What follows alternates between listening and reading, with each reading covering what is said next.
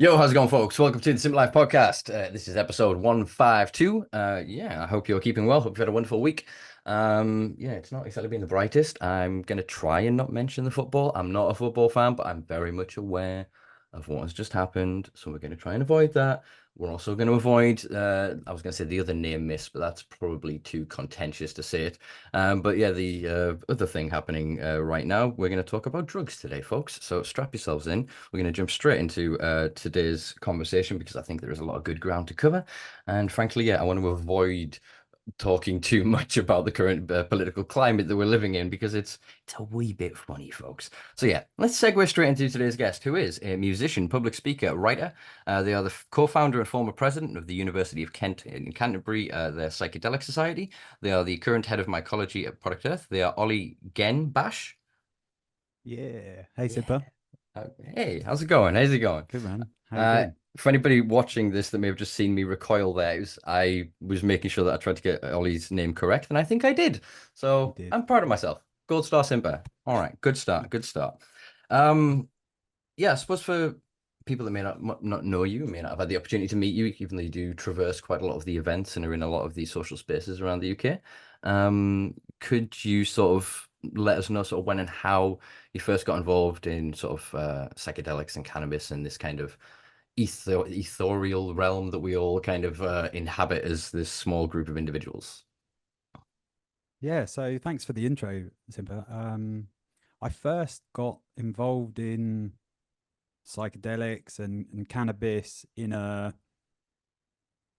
you could call it advocacy sense in at the end of 2009. So in my second year of uni, but in my first year of uni was when I started experimenting with psychedelics from a personal point of view. And really, what interested me was being a musician, being interested in psychedelic music, growing up on a lot of the 60s, 70s music. My dad is in his late 70s now. So I was raised on a lot of the music that was inspired by drugs. And I was always, kind of aware of that. And there was always some sense of trepidation with psychedelics.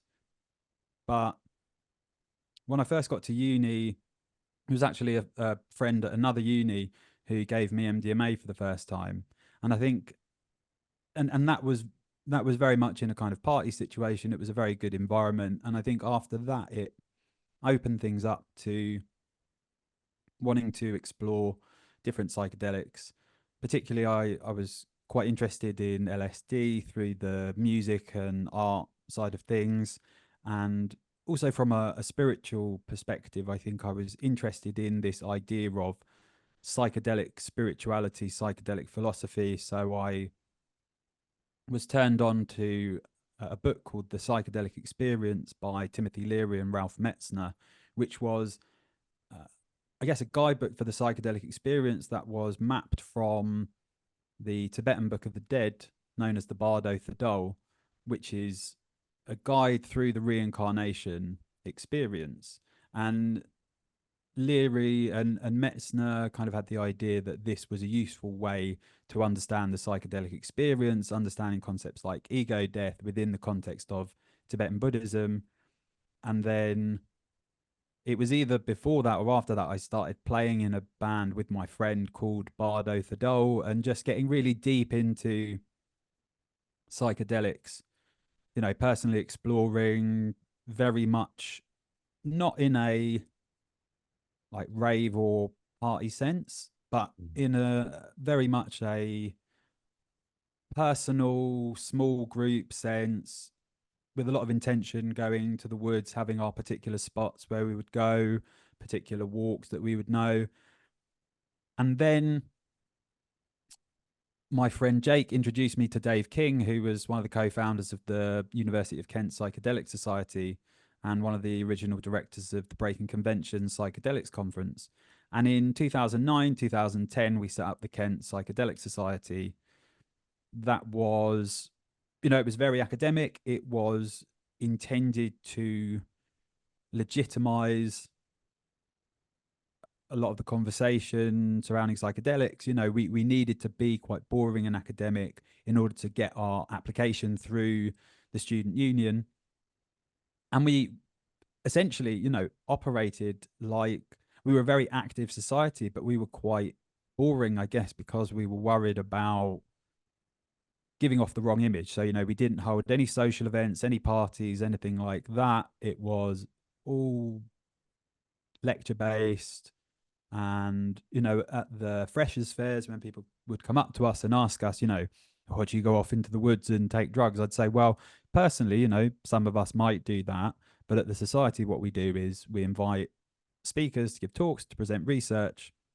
And we'd often get met with a bit of, you know, kind of, oh, okay, disappointment maybe. And then I guess, you know, that sparked the first Breaking Convention Psychedelics conference in 2011. And, you know, I mean, that was, you know, nearly 15 years ago, we're talking. Yeah. 13 years ago. Is that right? Yeah.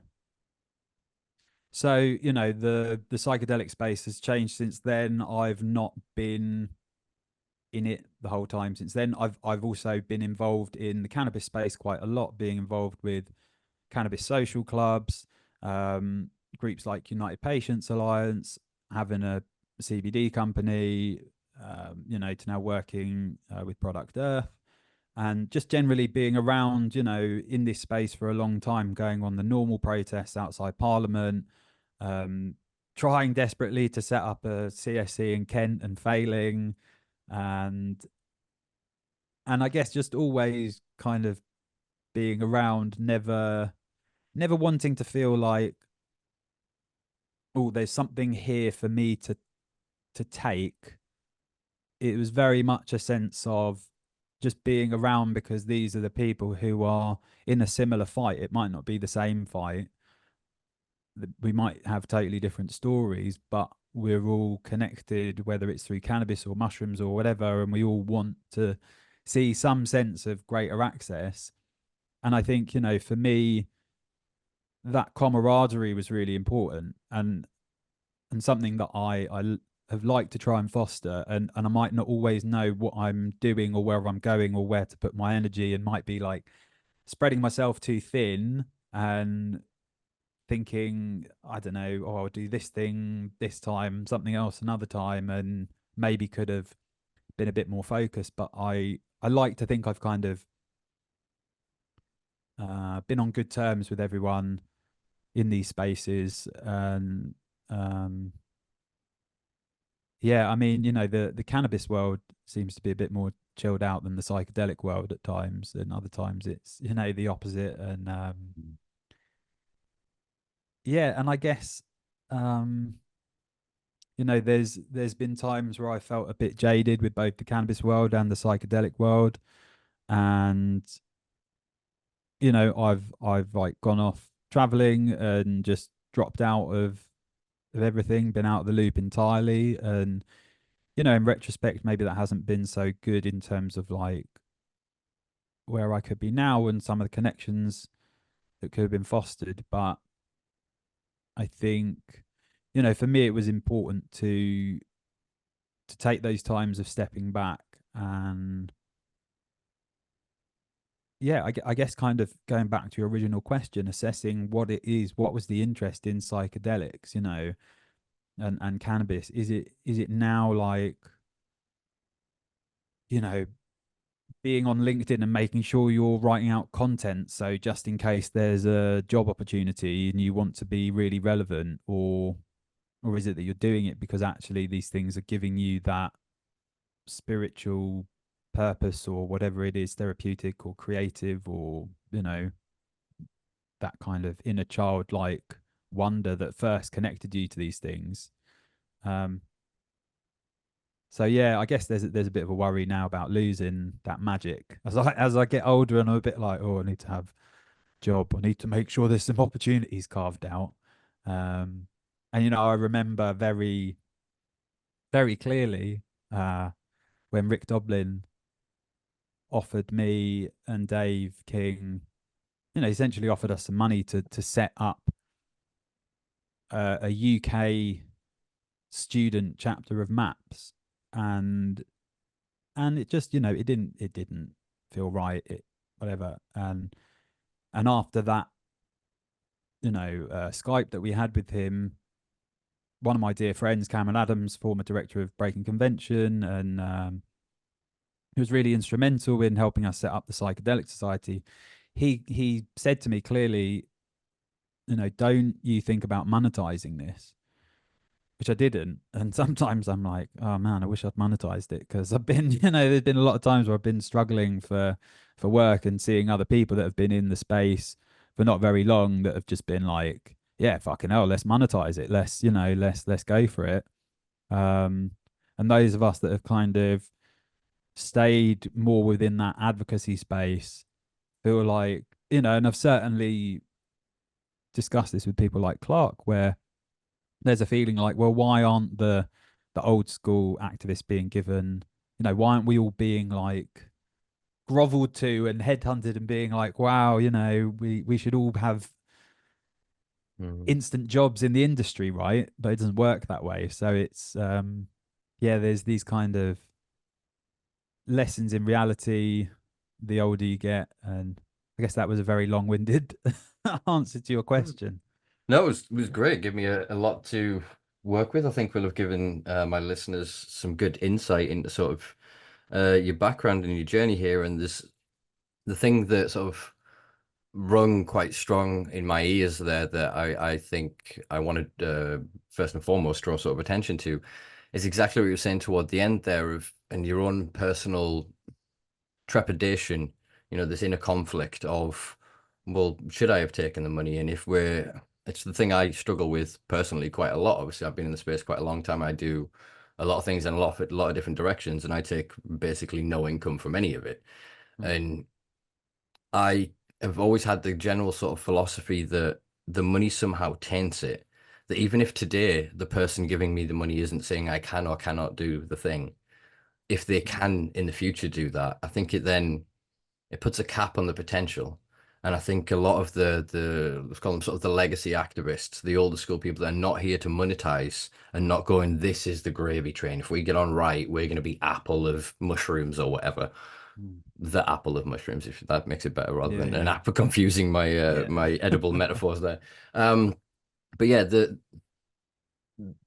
conflict is now arising in that there is another group of interlopers that have kind of come in and gone, yeah, we're for you guys. You're right. You should be free. Freedom. You should be able free to Mm. buy weed from us. You should be able Mm. free to buy mushrooms from us. Do you know what I mean? Mm. There is this a loss of the intention that was the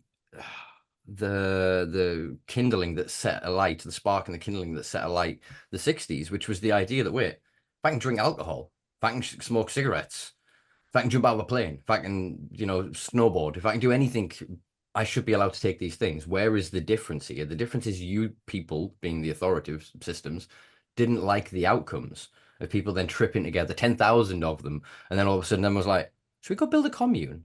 I really want to go do some gardening. Do you know what I mean? And people just having these alternative, contrary sort of thoughts. And I think that we're starting to see now, and maps, you brought up maps, whether that was always the plan all along to flip into a pharmaceutical company and own the patents on several things. I don't know. I can't speak to, but the fact that it then became that, it kind of they stood as a monolith that cast a shadow upon everybody else working in that space. And went, oh, well, they've got it. Look at the size of them. Look at the amount of money. Look at what they keep saying. Yeah, that's that good shit. They're fine. And so it then manifests in a way of people just feeling, well, we don't need to do anything.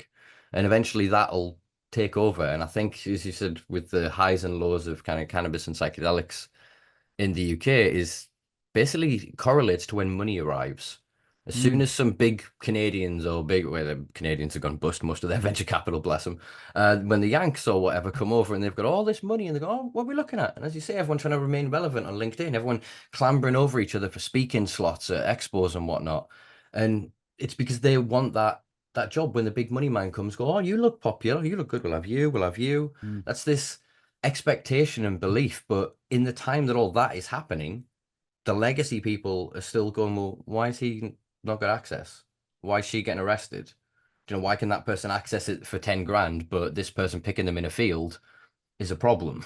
Yeah, and why is exactly, and I don't know if you've heard of, I'll bring this guy up. I don't know if you've heard of Robert Forte. I interviewed him recently. He gets a lot of stick for being a conspiracy theorist. He speaks a lot about stuff like JFK, 9/11, and he, you know, arguably has a chip on his shoulder for not being involved in doing the research into MDMA. But his story is that he was an underground MDMA therapist in the 1980s, and a group of people were using MDMA. They got it directly from Alexander Shulgin, made it for something as cheap as like $500 a kilo. Um, you know, so they charged for their services, but not extortionate fees. And the story is, which is not corroborated, but I do think it's an interesting story given the reality of where maps like us are at the moment. The story from Robert Forte is that everyone who was using MDMA essentially was kind of sworn to secrecy. And then Rick Doblin informed the DEA about MDMA, this new drug, and it ultimately led to MDMA being made illegal, and thus then led to the campaign to make it legal and then controlled and then patented and then commercialized, which is what the aim is. Now, I'm not saying that's what the intention of Rick Doblin is. I think it's an interesting story given what we're seeing at the moment, that it might not have been the intention to make a fuss about something that was relatively unknown about so that it could then be made illegal and controlled. The other argument would be that this type of patenting, mainstreaming, commercialization needs to happen in order for people to have access. It's not enough just to decriminalize, let people make whatever MDMA at home, or if they could, or grow mushrooms at home. It's not enough to do that, because that is unregulated, and ultimately we'll never know how much that change in the law, in just allowing people to grow these things at home, we're never going to know how much of an impact that's going to have on people. So we have to legalize it, we have to have data, we have to have control, regulation. It all needs to fit into this paradigm, and it's not even that these things are being legalized as themselves. It's like psilocybin rather than magic mushrooms. MDMA assisted psychotherapy. It's all these like Yes, adjuncts, it's tools, ketamine infusions. It's like it's the manipulation of that language, like you say. That's very interesting. We'll speak to you after recording about potentially connecting with that guy, because I definitely like to have some conversations, and that sounds interesting because it's, from my sort of look at it in conversations with peripheral characters, this has generally been the trajectory that you hit on it perfectly, that legalization was always, like capital L legalization, was always their intention, because they're basically taking something that wasn't illegal before. It's the actions of individuals who are committing unlawful offenses. And so they started bastardizing and manipulating the language and twisting us into be going, instead of going, no, decriminalize all drug related offenses. The drugs are irrelevant. It's about the people. It's about the people. So if you decriminalize all the people, then you automatically can set up a commercial enterprise. But legalization at the minute is predicated on the continuation of criminalization, so that their profit continues. So that, to me, fits into exactly the paradigm of MAPS going, oh crap, yeah, MDMA, that can be synthesized technically at home into about like 140 something variations, I think you can make into MDMA batches. Then you've got so many different analogs that they're starting to play with. Like there's what's the new one they're fucking with? Is it 3-MMC? And various other ones. It's like cocaine plus fucking ecstasy. And so they're formulating all of these things because again, they're like, oh well, that's got medical value, but no history of illicit use. Therefore, we can fast track that. And so it's Mm. creating, like I say, these spaces that I have found the most value from MDMA. Like I said, with intention, but at raves and at music venues, at spaces where people come to gather together to step beyond their own egos. They're about the collective experience. They're softer with each other, a little bit more gentle, a bit more accepting, a bit more inviting. And in that space, taking those drugs and speaking of some of the worst atrocities of my life to strangers, happily, gleefully. Do you know what I mean? Having Mm. that's a therapy that I want to advocate for because I see it all the time. I've seen when I was younger, fucking racist friends, fucking really aggro, take ecstasy and end up like shirtless, cuddling a black Caribbean man after just like, bumping into him. And then instead of it being this conflict and this fucking thing, and it changing his entire fucking life.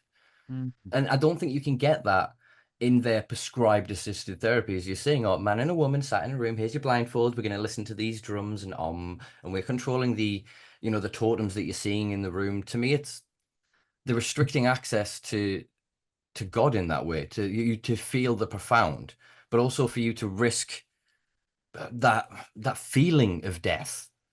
There is equally profound. A bad trip and a good trip are equally as valuable Mm. at the end of the fucking day. It's the difference is about whether you're seeking that pleasure. If you're taking that drug purely wanting that pleasurable experience, there's quite a few drugs out there, something like acid, will kick the shit out of you.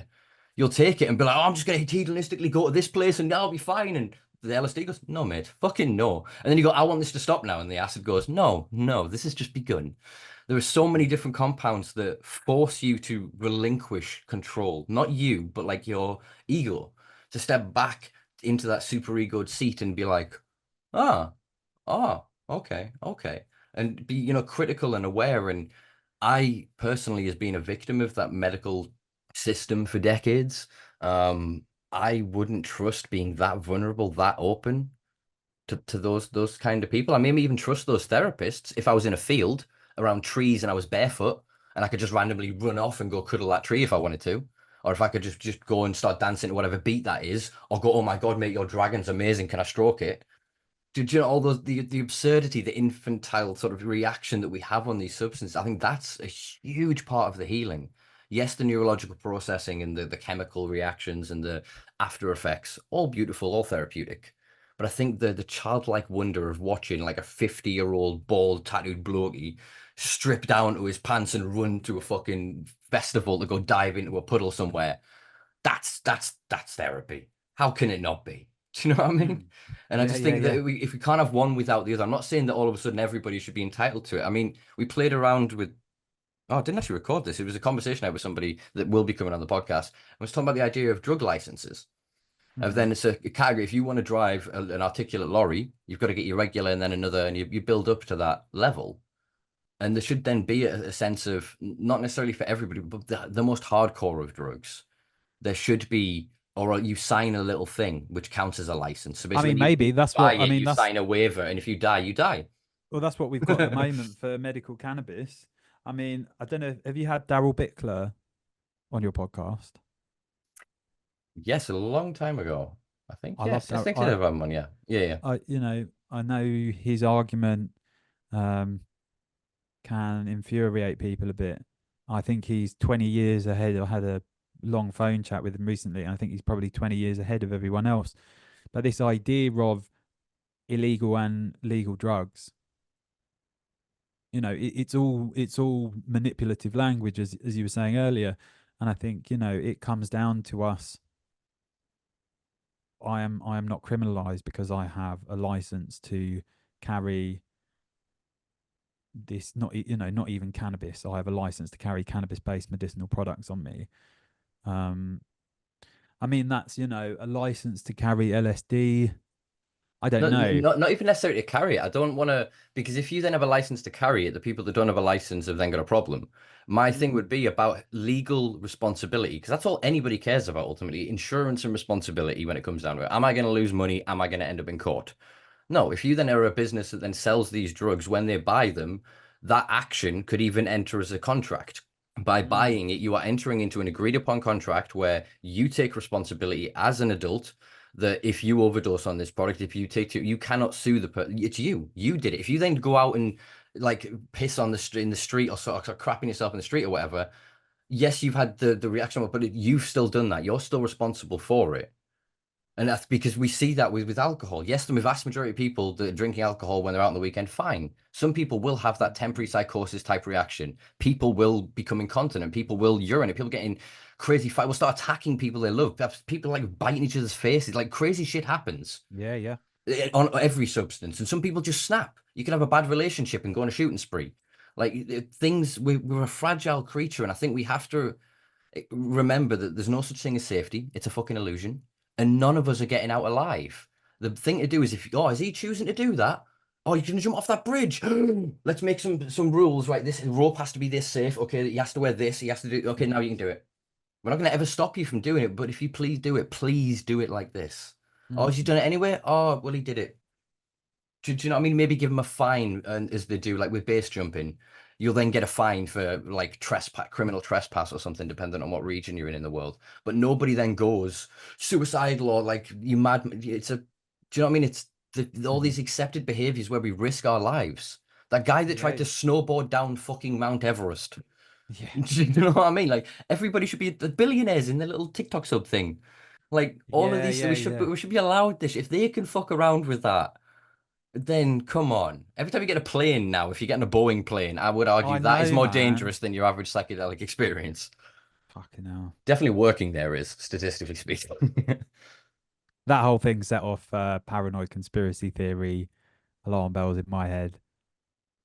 I was like, You, me, oh, both, and I think everybody this is went, how they "Hmm." this is how they stop everyone from fucking traveling and leaving the country. If it's not a if it's not a COVID lockdown, it's a climate lockdown, and then you can't even travel anywhere because the planes are going to fall apart. So you don't want to go on a plane anyways, guys. Just stay in your hometown and Yeah, got no problem with if our hometowns were worth living in.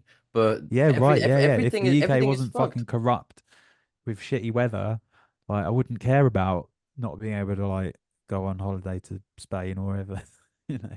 Yeah, I think the weather over this summer. Here you go, folks. It's two Brits Woo. complaining about the rain for my international audience. We've not had a There you summer. go. It's been a wee bit terrible. All my plants are just fucked. I don't know what's going on. No sun.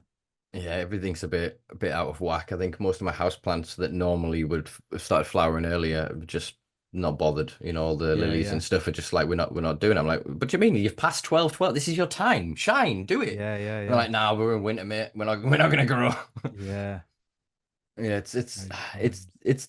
it's difficult because there's with what we're seeing with cannabis, with this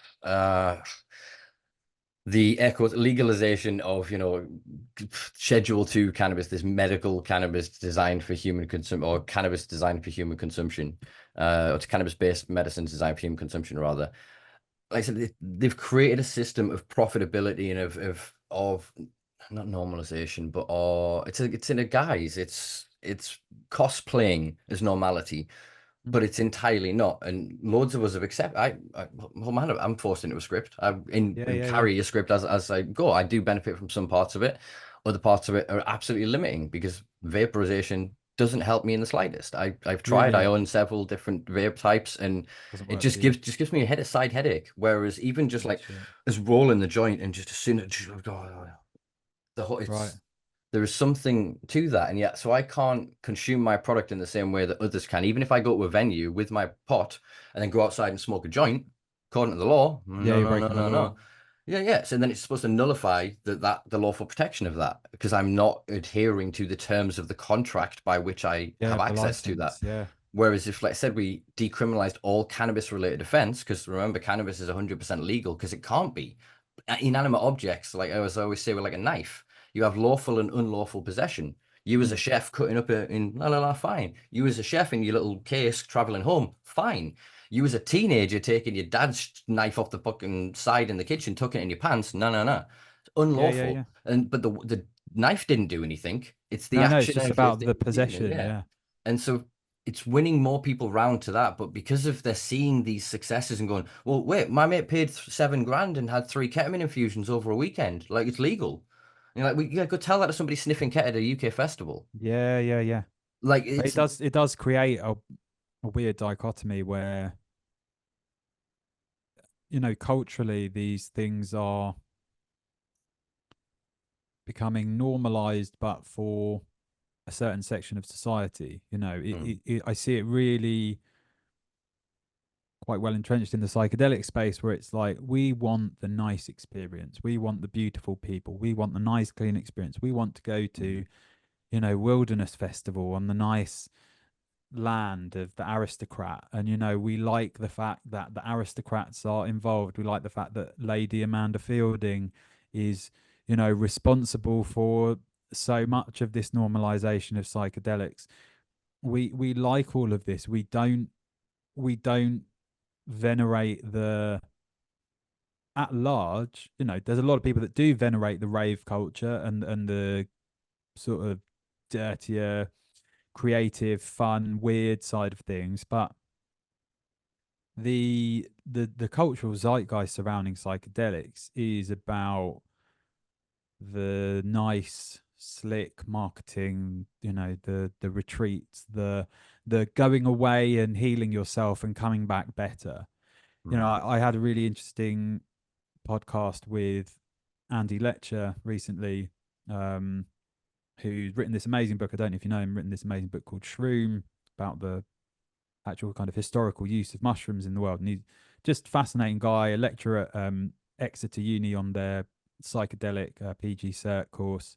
And he was saying to me, it's really interesting that we giving people psychedelics and expecting them to come back better and well, and we're not expecting them to come back weird. And it's like, the whole reason we were taking psychedelics was for the weird, was to do something a bit different. It wasn't this idea of like having a protocol. The amount I see on Instagram and LinkedIn and wherever of your microdosing protocol and microdosing HQ, and yeah, all this stuff has its time and place. I'm a fan of microdosing. I think it can be beneficial in certain circumstances, but like, I don't think we need more microdosing facilitators and coaches. There's so many. Jules Evans is a journalist who's written about this recently, about the absolute glut of like psychedelic practitioner courses that you can go on, and everyone I see on LinkedIn is some kind of psychedelic therapist, and it's all of a sudden exploded into a very, what feels like a bottlenecked way of thinking about psychedelics.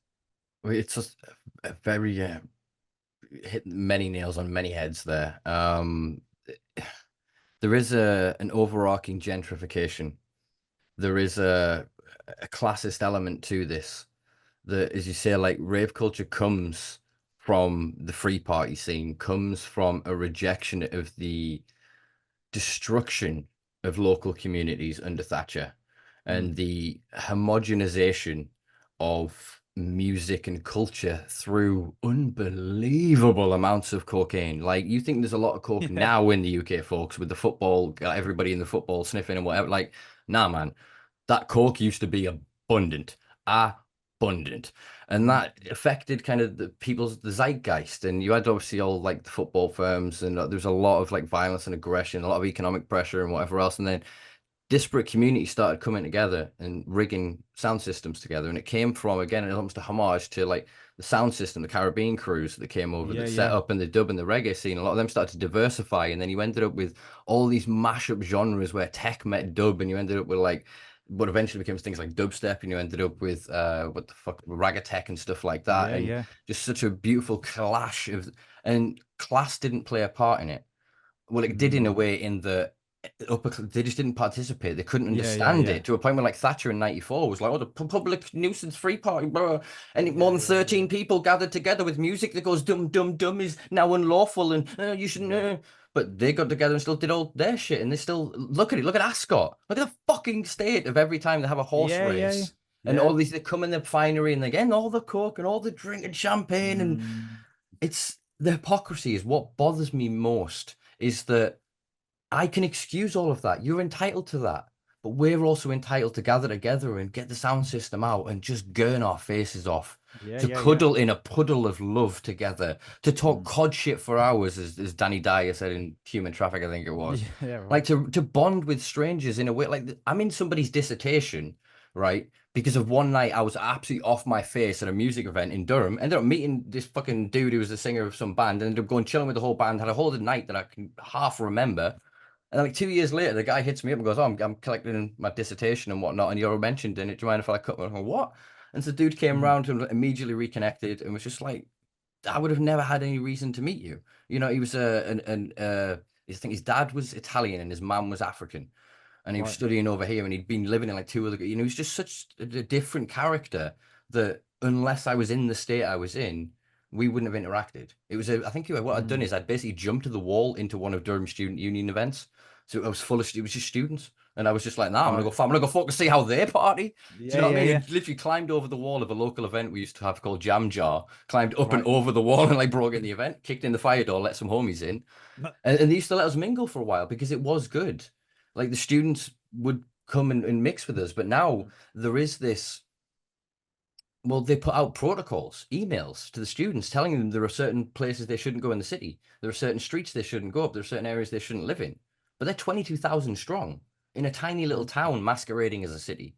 Yeah, yeah, yeah. And they get preference, and then when they get caught with the drugs, oh, it's fine. Little Jimmy, no, he's going to be a fucking politician one day. We can't ruin him for his drugs.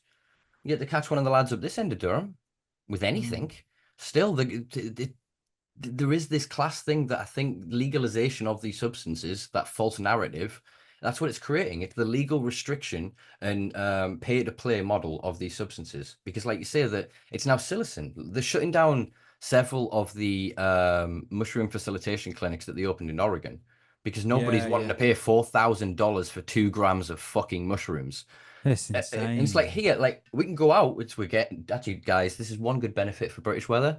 Shroom season's gonna be real fucking early. Oh, yeah. It's nice and wet at But the moment. yeah, so In we October will you be all can right, pick won't it? up a good amount. I mean, if you chose to do so, folks, free humans and all. But yeah, it's abundant, and Mm. when you can grow them at home as well, when you understand the return for So cost and easy. Yeah. action, and you get used to Yeah, it, yeah. it's many of those things that can be self-replicating and in abundance should be decentralized Mm. because then it means that the people that really want access and the people that care about it will give access. It's not like it is with cannabis. So right now you can make bud look appealing with the Instagram aesthetic and whatnot by pumping horrible carcinogenic chemicals into it. And all the Yeah. youngins and the novice people are like, "Oh, it's amazing! Look how donk! Look how hard it is!" It's like, well, that's not right. Yeah. But you can't quite do the same yet with mushrooms. They haven't quite figured out a way to trick it. So if you can recognize what a good mushroom looks like, you're pretty safe. Do you know what I mean? So that's a market Yeah, yeah, that yeah. should be kept by with the passionate, in the same way that cannabis used to be for so long until we international shit around Europe really started pushing stuff when hash seizures started going up and Desert Storm and all of that shit. Everything kind of started moving a bit, and we ended up with hydro shops, home grow, and the market's been kind of evolving ever since. But Mm. with mushrooms, like I said, it's not that I've seen. I haven't seen like any organized criminals from any given persuasion or national region start to dominate mushrooms. It's not really a Yeah, thing. I don't. Yeah, that's funny thinking about that. Uh, yeah, like a international crime mushroom growing operate. I mean, it would just be impossible. It just wouldn't work in Well, terms even of if it did, like, yeah, sorry, the image that just came in my head there was actually just a load of guys just growing mushrooms, and one of the guys, like, you have that image of a human trafficked person in a hat of like a five-bedroom house with weed in every room and them on a little yeah, mattress, and it's just a guy in there, but all the mushrooms, and all he does every night is eat mushrooms, and it's just like, yeah, should we be doing this? Like, yeah, yeah, it's just yeah, constantly quite, and every time somebody yeah. I comes in just to think buy it's them, he's like, too. Dave, I don't think we should be selling these, man. We should be giving these away. Like, dude, like, yeah, Yeah, I mean that's the thing. It's like if you were to, yeah, decriminalize, democratize this way of doing things. It Um, would allow the education, which would be the harm reduction, because you wouldn't then need, oh, Coca-Cola needs to produce it so it's cleanest. And you go, no, you fuckers like peanut butter companies have got a certain percentage of human feces that is allowed in their product.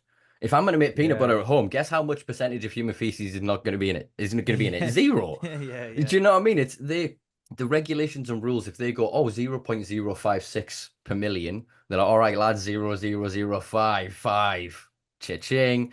Like, it's not about necessarily the health and the safety. They're always going to be fighting that line of profitability and increasing it. So there's going to Yeah. be Yeah. so many products. Like, I only will consume my own organic. Do you know, there's other people that Right. begrudgingly consume. If I know that's a mineral, but I know you'll have known you consume what you grow. But if somebody says I've grown this, but I don't consume it, get the fuck, get it away from me. Do you know what I mean? It's like Yeah. the way I'm viewing the medical stuff now, of like on the prescription stuff. Sorry, in the UK, it's an expensive pot, but tip out, thank you. It's worth it for the pot. I appreciate that. Like a lot of the product Yeah. is, even if it looks good, I can't trust it. What have you done to it? Why won't you tell me what you've done to it? In Oregon, in the States, it's the law on the side of the packaging. It has to tell you what it was grown in, like the Mm. soil medium, what nutrients were fed to it. Why do we not have that times 10 on our medical market here in the UK? Why is it not? I should be able to like pull off a And I think as strip well and that open it up like this and it tell me everything. I want to know the guy yeah. who's trimmed it week 2. That should be on that information. Yeah, and I think they take advantage of the fact that, like, you know, cannabis can involve a lot of labor to grow. You know, it can require a lot of physical effort that a lot of people might not have who are dependent on it. And so then we are now dependent on something which might not be good for us. I mean, I saw a recent thing come up saying that irradiated cannabis might actually be unsafe because it's been blasted with radiation. And so then it could potentially be carcinogenic. And then you think, well, fuck, this is supposedly being irradiated to make it safe for immunocompromised people such as cancer patients. Mhm. I mean, I still think, from what I know about THC, it'll probably counteract any of the negative side effects. But Like you say, I think it's a cumulative thing. And I think depending on how much you're consuming, some people I've seen are being prescribed 120 grams at a time. That is a fucking lot of this weed. that's a And lot. there is obviously That's twice the amount that I get a month. yeah, Fucking hell. there's various data suggesting that the low temperature vaporization of cannabis is exposing people to more of the potential pathogens that could be within cannabis, whether they be Really? viroids, whether they That's be why molds, I whack my pesticide. mighty up to 200 degrees through a bong. Mm. I don't see any point in vaping at a low temperature, and I want to make sure that that it's any potential stuff is like heated up to the max as possible. Wait, 100%. I mean, it seems like the companies themselves, like, what are the vaporizers made of? What are the tubs made of? The plastics. Cannabis Oh acts as a fuck. solvent because of the terpenes, therefore it's Yeah. drawing and leaching the Bleaching it, plastics. yeah. There's so many, infinite amount of questions I could sit and just generate off the top of my ass here right now, but there isn't any one of us that thinks like this in a position that they'll listen to, because we're no, you're getting in the way. That's skunk. If anything bad happens, we can just say it was skunk. It was a street weed. Ours is the good Oh yeah, stuff. Mike Barnes saying that street cannabis is way stronger than anything you get medically. I was like, sorry, Mike, I've never bought 28% THC cannabis on the street. Like, for sure, I've never, what are you on about? Well, statistically, yeah, if you were to just break it down into, most weed in the UK is premature, like most commercial, Yeah, yeah, yeah. illicitly grown cannabis, purely based on the state of the situation. You want that, oh, it's done crystal clear, boom, that'll go. It's Yeah, white enough. Nobody's looking at that meticulously with a yeah. crop of 1,000 plants going, wait a minute, wait a minute. No, they're Mm, going to a time schedule they have preset, and every time they're knocking a day off or two, or then they've got a finisher that they've put in there, a specific product that they're putting in there to get that THC to boom at the last minute. yeah, Whereas most people will then just finish through and kind of they'll get to an average area, but they're not trying to pump to get that speedy end result. They almost want to let the plant express and they want to play with it and go, oh, okay, oh yeah. And they'll know yeah, certain things that they can add. But because they're consuming that product, they wouldn't then go, well, this says it makes fucking, I don't know, pine cones 4 times the size. Like, I'm gonna add that. But yeah, no one mm, would smoke pine cones. No one's gonna eat pine cones. No one's gonna have done the research about what happens when you volatilize those chemicals. yeah, yeah, And yeah, then there's so much again of like, well, all right, if we're using this safe chemical and this safe chemical and this safe chemical, Yeah, what happens when you mix those three together and you slowly heat them up? There's so much of the chemistry that is just not Yeah, and why is considered. there nothing organic on the market? Why I do we think not have the choice for that? There might be Medica were one brand working though. with one. I think it was 420 Farms or something like that. They did release a couple of ranges of organics. And I Right. think what needs to happen with that is people need to get reintroduced, in my opinion, to what good weed is. I'm going to get some hate for this, but I don't care. To me, good weed is still fresh, still got some buoyancy. You press Yeah, it, yeah. goes down, comes back up a bit. The trichome heads are alive. They're not Yeah. deformed, destroyed. There's still the sulfuric compounds, the VSC within it that we call or terpene, the terp smell. That Mm. initial kind of raw it still exists within it. There's not that kind of lingering dead smell to it. It doesn't just dust Yeah, in it your doesn't hands. smell like it's been left out in a Yeah, it's drawer got for dusk like or half a musk. That year. musk, yeah, Yeah. exactly. If it's then been sealed for that amount of time and it was sealed at the right window, it will Mm. cure to a good amount over that Yeah. period of time. But yeah, you can smell it as sackweed when it's in a giant fucking bag and they've just there's some horrible accounts to follow on Instagram. I'm not going to shout them out because fuck them. Mm. But you can see behind the scenes of how some of these guys grow it, and they're like barefoot walking around with plastic sheets on the floor and just cutting buds up and just the hygiene levels and not. Do you know what I'm saying? It's they wouldn't even Yeah. consider like, putting gloves on for the stick. They're just getting all the mess on it, eating pizza and that, and dancing around, playing music and drinking, and like you've got to think of your levels of hygiene. I'm quite I'm a little bit, maybe not. I don't want to say I've got OCD at all, but I like to control my environment as a way to Hmm. manage and mitigate my neurodivergency. Yep. And so when I have, or if I have, or if I haven't, or intend to in the future, I should confuse the algorithm enough. Cultivated cannabis, then yeah, you scissors. I don't quite your hair next. I don't have enough fucking hair, but the whole process is it's a cleaned area. You know, you're Mm. hoovering the floor around it. You're keeping the space tidy. You set a tidy space, and you work to that because that's my shit. I'm going Yeah, to be and it's consuming that. I want it to be that level, you know? yeah, and I mean I've been I've had times where I've been like doing it outdoors and in a greenhouse, and it's just like there's no control, there's no anything over that, and you you realize actually, like, you know, if you are trying to produce it as medicine, there needs to be a lot of effort and care that goes in, and a lot of control, you know. And actually, you know, I think that there is an argument for like indoor grown cannabis, in terms of like, if say we got to the point where we have decriminalized situation where we can have a craft industry, actually Mm. having those like indoor craft growers who can control their environment perfectly, and then and be that kind of OCD level around it, so we can really tailor make it to people, and then, you know, have like bespoke cannabis, I don't know, like a veg box or something like that, where it's not this like weird thing where we've got it in uh, a facility that should be nice and clean, but because it's run by people who don't actually give a shit about cannabis, it's all just kind of weird, you know. Mm. It has the aesthetics of clean Yeah, hairnets, yeah, yeah. white coats. It sells the image of that hygiene and whatever. But like I said, unless you're willing to tell me what you've put in that product, Hmm. like then no, you're It's just obfuscating too big. something. It's like, It's how can you have control when you've got however many plants? Like, you mm, need to be doing it in small batches so that it is, you can control it properly. You don't have to dry and cure too much at once.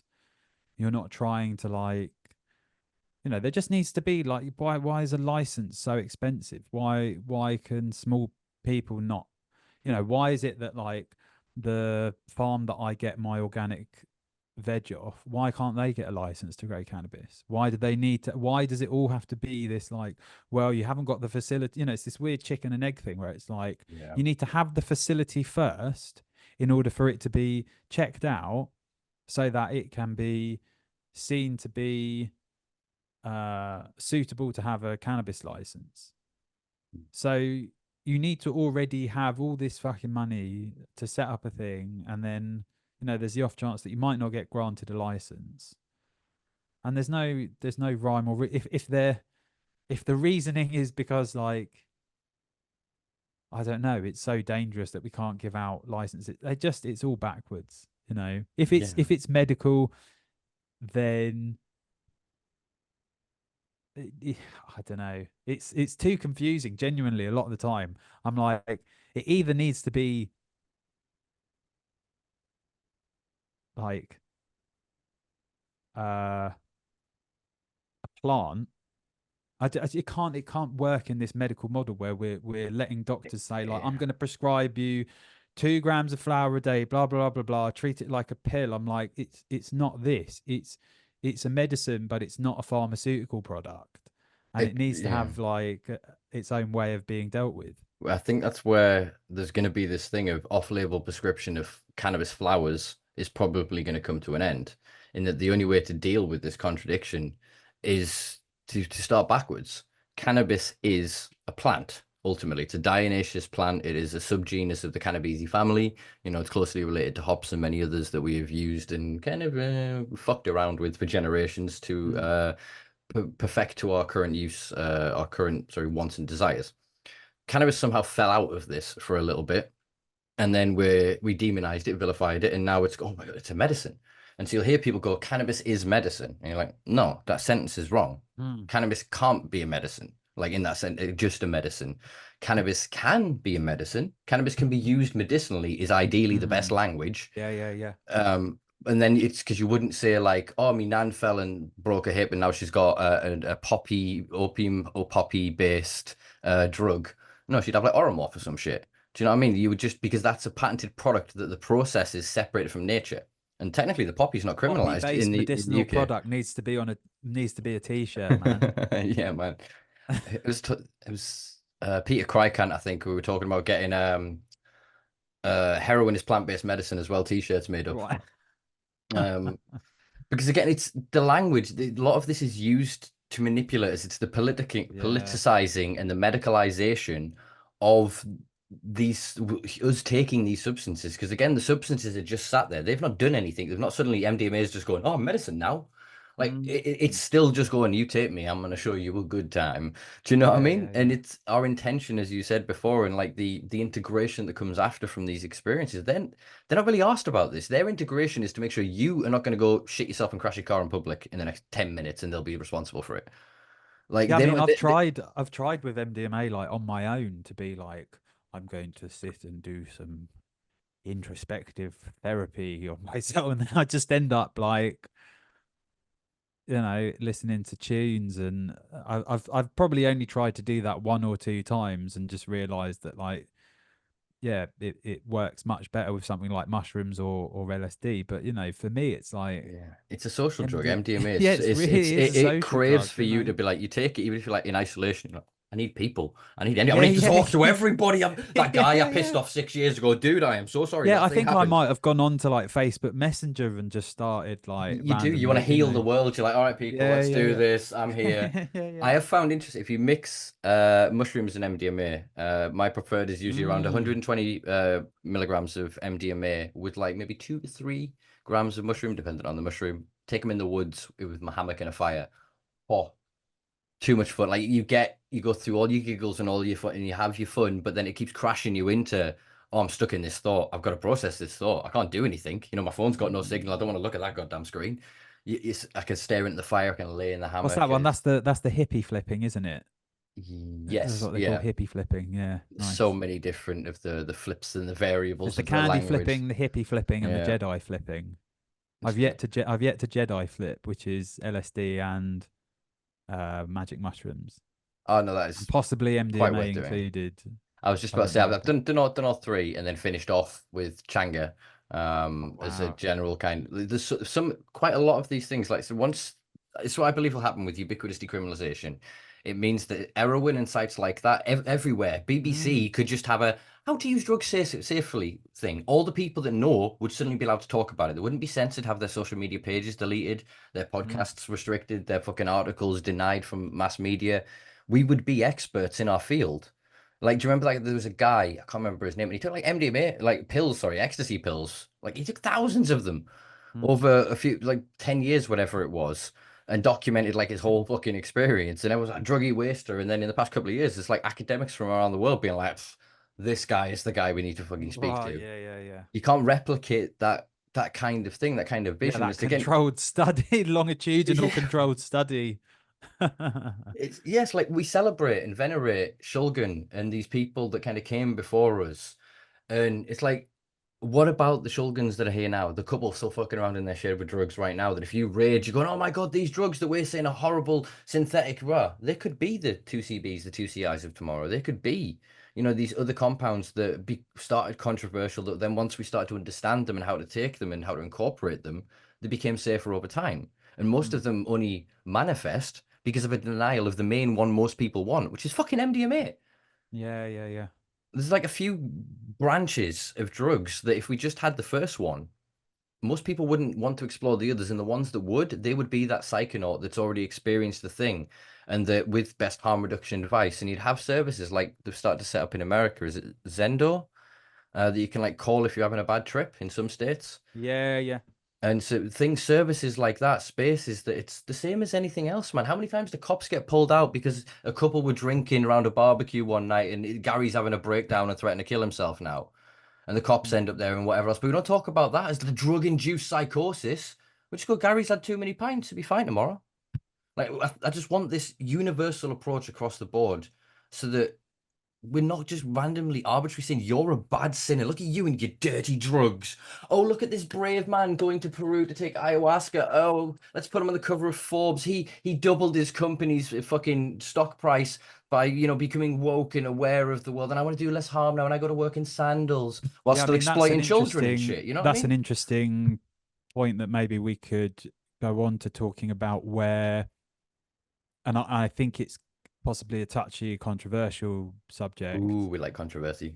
but looking at veterans and police officers and the drive to further access for these types of people as a way to normalize psychedelics. And we can talk to the people in power, we can talk to the right wing about psychedelics because we're talking about the benefit for veterans and police officers, and now we're talking about active service people. And all these people can say, oh yes, I've now like learned how to be a better police officer, rather than it being like, oh fuck, I've realized that policing people is inherently a bit weird, or that going off to war is inherently wrong and weird and fucked up.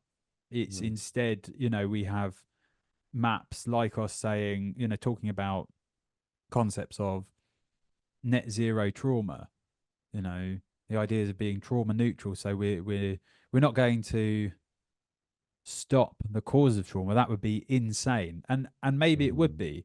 And probably it would be. I'm an idealist. I know I am, But when so I think war is fucking wrong and psychedelics should be cementing that.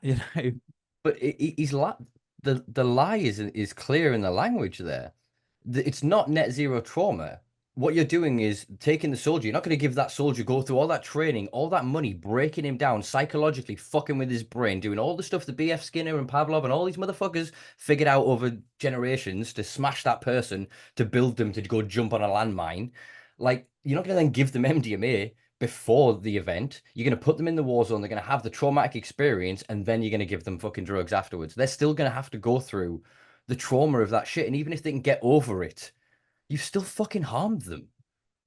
Did you know what I mean? It Yeah. seems so And there's the absurd. argument, there's an argument surrounding trauma and PTSD, is that in general it seems the evidence shows that soldiers who come back with PTSD, pretty much, I think it is, I might be wrong, I feel free to, any of your listeners to correct me, that I think 100% of all, veterans with PTSD would have had childhood trauma. And essentially, if you haven't had childhood trauma, then you can kind of like those tactics which have worked to break you down and allow you to compartmentalize everything. That's all kind of worked. But actually, interestingly, talking to Robert Forte, he said it's stupid to call it post-traumatic stress disorder. It's not a disorder. These people that are coming back totally fucked up from the war are the only ones with a shred of humanity left. And maybe it is because they had that trauma as a child, and they still have that vulnerability which hasn't been totally, dissolved by robotic fucking army training, and it really sheds an interesting light on the importance of having those experiences, and maybe that those those traumas are really important because they allow us to hold on to our humanity, because we can empathize with other people who've been through this stuff, and we come back from a traumatic experience and we go, fucking hell, that wasn't right. But the worry is that the US Army, in promoting psychedelics, are now saying, hey, don't worry. They're talking about dosing active service people and people before they go onto the battlefield. So it's essentially saying, don't worry, guys. We know that war is fucked up. You don't really need to worry Like about we, that. we, You're going we've to see some shit.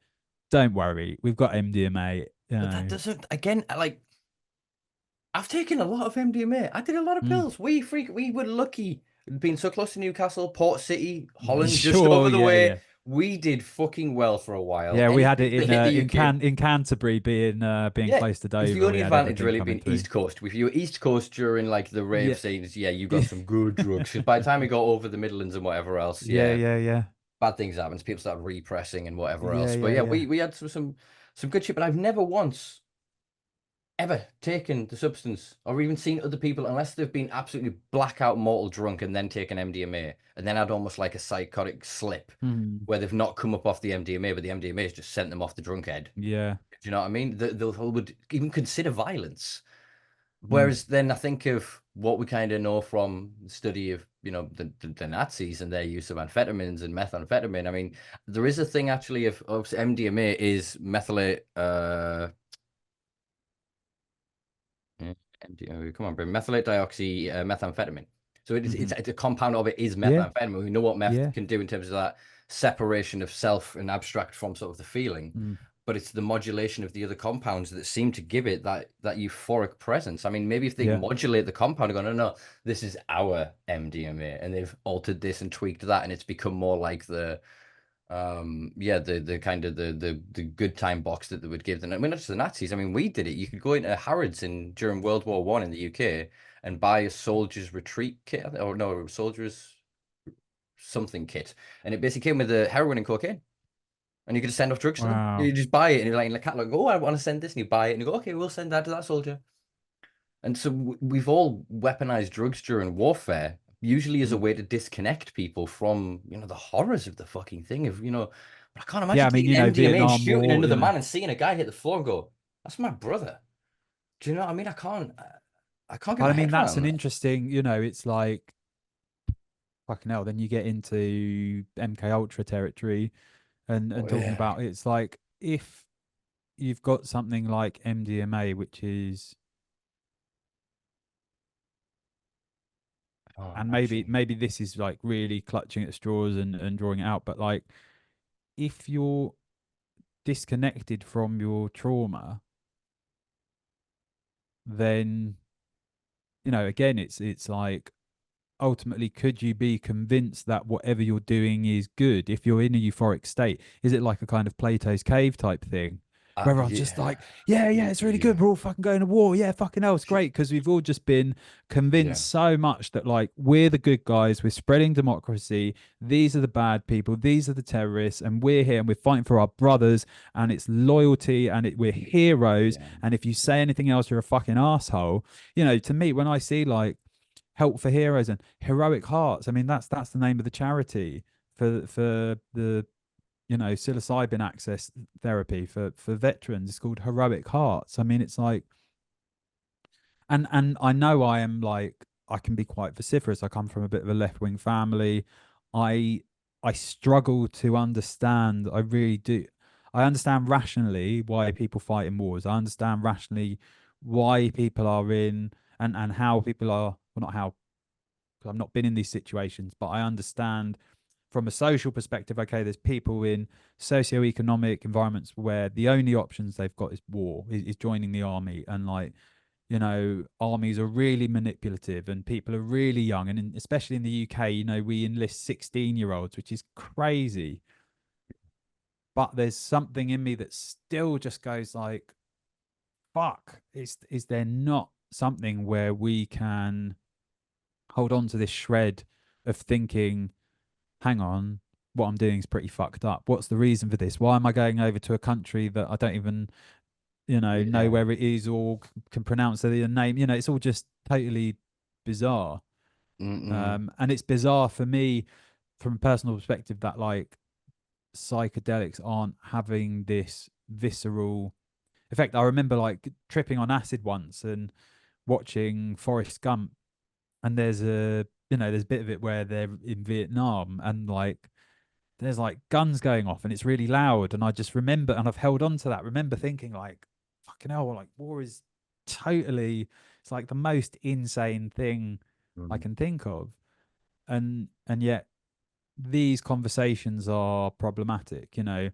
South by Southwest Festival was sponsored by the US Army and uh, arms manufacturers. And if you start to kind of say these things and question it, people just see you as a bit of a turd in the punch bowl. And I'm bored of being a turd in the punch bowl. I really am bored of people just being like, oh, this again. I'm Mm. like, but surely this is the crucial thing, is like, isn't it all about love and peace? And instead we're all about love and light. And if I It's was to bring up any of this political stuff to the like new age hippies, they'd kind of look at me as though I'm just a bit paranoid. I've been smoking too much weed or whatever. And maybe there's some truth to that. I study politics. I consume a lot of cannabis.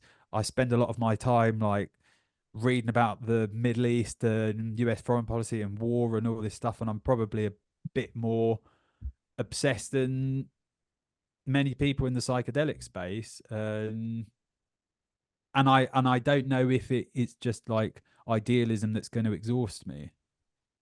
no, I think maybe if we kind of rewind back to let's sub let's substitute the word trauma for like say connection to your inner child. Mhm. I think that's what it kind of does. If you suffer a traumatic experience in youth, it can cause a fracturing in one sort of psyche. That while the rest of you progresses and moves forward from that point, there is that moments before that. And the thing before that, unless it can be integrated back into you and you can become that whole linear experience of yourself and be able to see that, that other thing can grow. It can become malignant. It can become cancerous within your body. It can start to pick apart relationships. It can deny you opportunities. It's a thing. And so Mm. everyone has the opportunity as to how to rise from that. And I think why some people, especially from more impoverished backgrounds, join military service or want to become even cops, people that they almost they get it twisted in a weird way. They want to serve. They want some people just want authority and power, obviously, and some people just like to kick shit out of people. But the genuine few that have that connection to their inner self, think of what all children believe. The best naivest fantasy of what the police are. That's why kids play with cop cars. He's the good guy. There's bad guys in the world, but Cops and this robbers. this is the good guy. Yeah, exactly. It's that false bias. And again, so your soldier, you, as you said, the military, it comes on 9/11. How many fucking people signed up at 9/11 to go and get Mm. fucking destroyed and to kill 1 million plus fucking Iraqis, to Yeah. decimate the fucking region, to do everything that was done there? They were good people. There were still men that were sat going, they attacked us. Regardless of whatever narrative, park it for a second, we'll just say what it is. Mm. They were attacked. They then went, nah, this is mine. You striking at me. My granddaddy fought for this. My dad, do you know, there is Yeah. a powerful thing within that that means something to us beyond the need to like glorify war or to remember or to keep that tradition or whatever. There is something in, I personally believe, sorry to get gender bias here, but in the male psyche, especially to be that hero. There's something in us wants to rise to be our brother's keeper. There's something in us that wants to rise to help them. And when all the other stuff can get mixed up, that little thing behind that barrier can get turned into a monster or it can get like weaponized against that person and the rest of the world. And then when that system is done with them, like I say, they discard them. And now they're going, no, no, no. What we'll do is we'll fix you. We'll put you back into society. But they should have been identified almost at first. These people are the one that want to help. It's like I always say of like people that are willing wake up in the morning, ha ha la la la, put on their clothes to go clean up old people shit and the Mm. vomit of sick people. They're gods. I Yeah. can't I can't get close to imagine. It's the same No, if no. the same people Are those same people joining the military? They Yeah. believe that they are, everyone is the protagonist of their own narrative. Everyone's the hero. And it's the villainy of money and greed and the like this kind of uh, mixing melting pot that is created that they all bathe in and they all get infected by, that they just lose their humanity, like you said. So it's not the soldiers I want to see taking the MDMA, it's the fucking generals. Mm. It's the guys in the room going, well, you were talking about dropping £1,000 bomb on what? Children? Mm.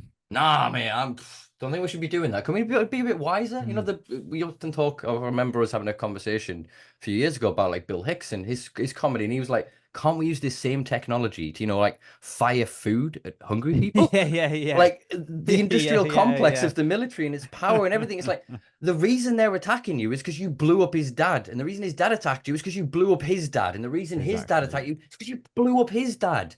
Maybe fucking feed Mm. them, give them some infrastructure. Don't have this white savior and here's Mm. some money in your hours and we'll get you back on your feet, but then, oh, you've got to let in our companies and like none of that crap.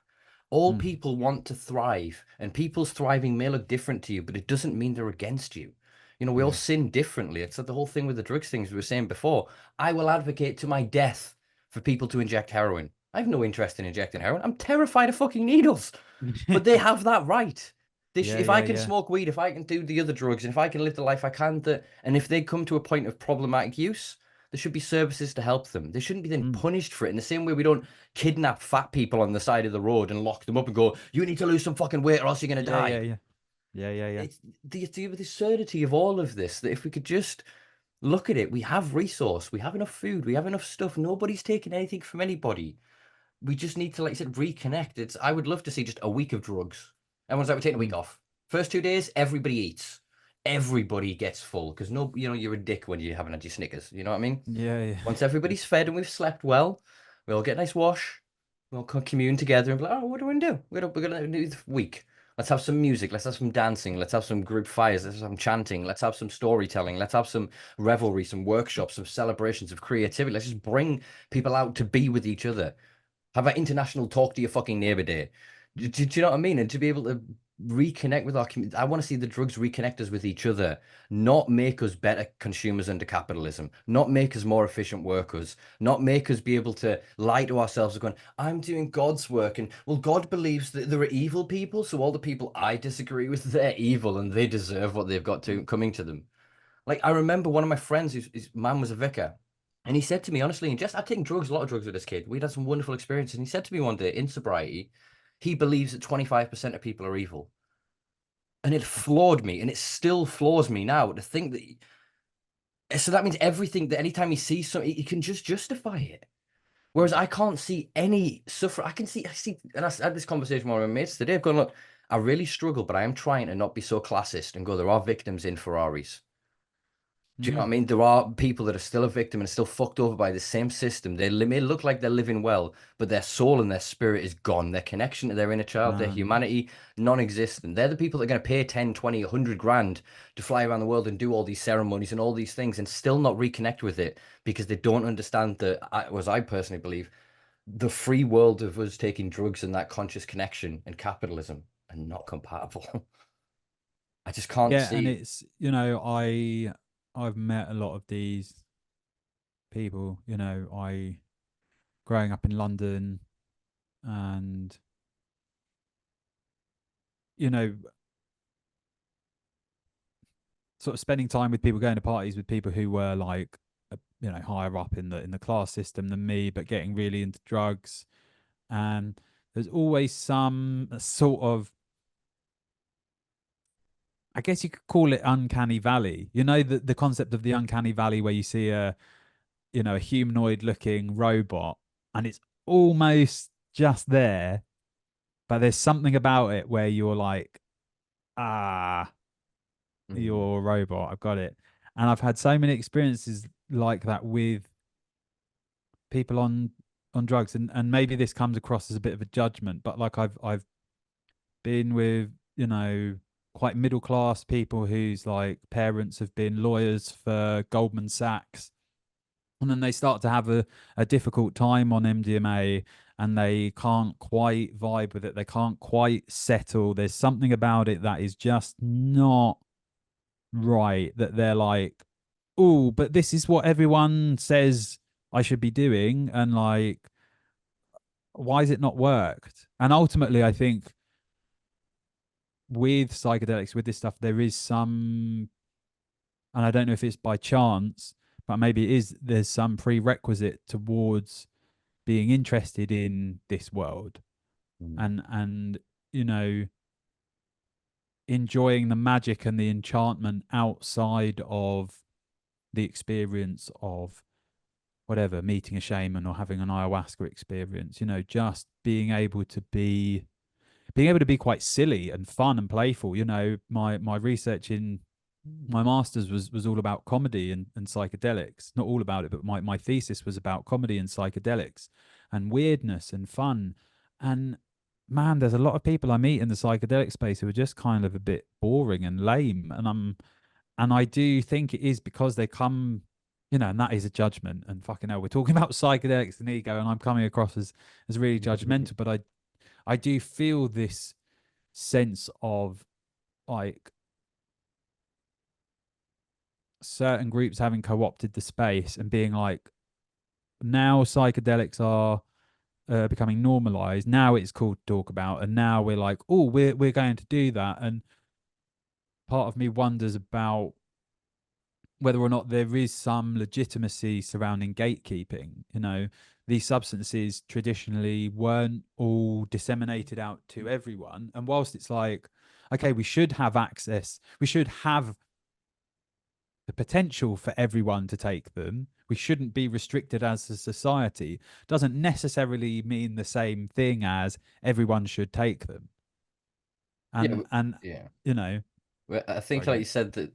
No, you're right. I think there's something in the quite a few of the people. It's one of the reasons I got sort of turned off from the psychedelic space. Because when I first started working in this, well, just being public with everything that I did, I was doing all drugs, and I took flack from everybody. All the cannabis people were like, "You've got to do just drugs," and all the psychedelic people were like, "We like what you're saying, but we're all academics and we're all getting degrees, and Mm.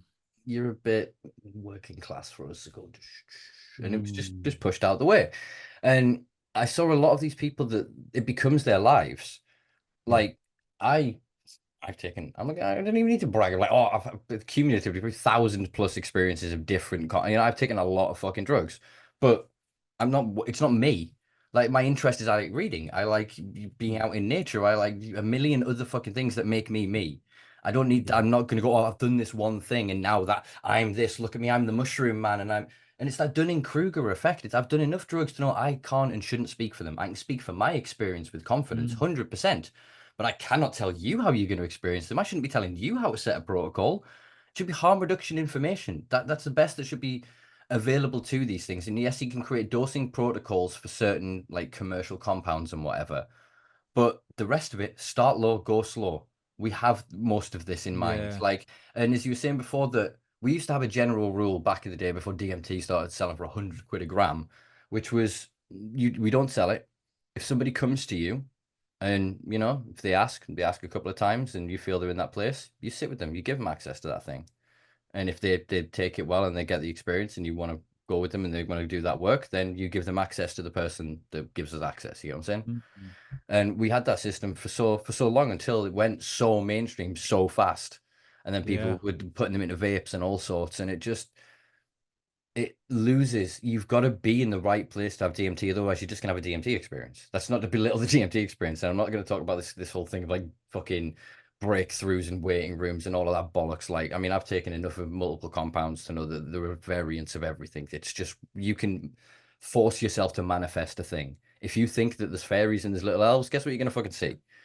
Do you know Mm. what I mean? There is a certain conscious leading thing here. There is a certain, oh, well, ubiquity. And it's causation and correlation. If all these people happen to read some Straussman or something like that, guess what they think they're going to see? As you said before, like the CEO executive of, I don't know, Barclays or something at a house party taking acid, having no background of this, is probably going to have a bad time because they're Mm. not going to know what to expect of the experience. They're not going to have certain things to guide them. Like you were saying before, of no, when this happens, I start to feel this. Oh, the big come up's coming, the wave is coming, and then when this happens, to know, oh, I should relax now, and this, and do I actually feel this? Maybe I need to go to the toilet. All those random sensations and things that you can get to understand what those sort of things are calling to you in those moments and to actually ride the experience. Whereas he would immediately go, no, I need to stop this. And as I alluded to before, the acid would be like, no, no, no, Mr. Banker. And he's gonna have a terrible fucking time. So we have to, we can't have ayahuasca on every Yeah, or street corner as well. But the counter argument to that is that some of these people will jump head first into, their bad experience is like a badge of honor, and they're psychopathic CEOs, and they're just like, yeah, fuck it, this is like, this bad psychedelic trip is way less. It becomes a cocktail story. Yeah, Yeah, exactly yeah. that. These people are not seeking to experience, to expand themselves or to further discover themselves. They are doing it to go, mate, I took 2 more grams of mushrooms than you did last week. And it's literally, it's that there's something in us, especially as Brits.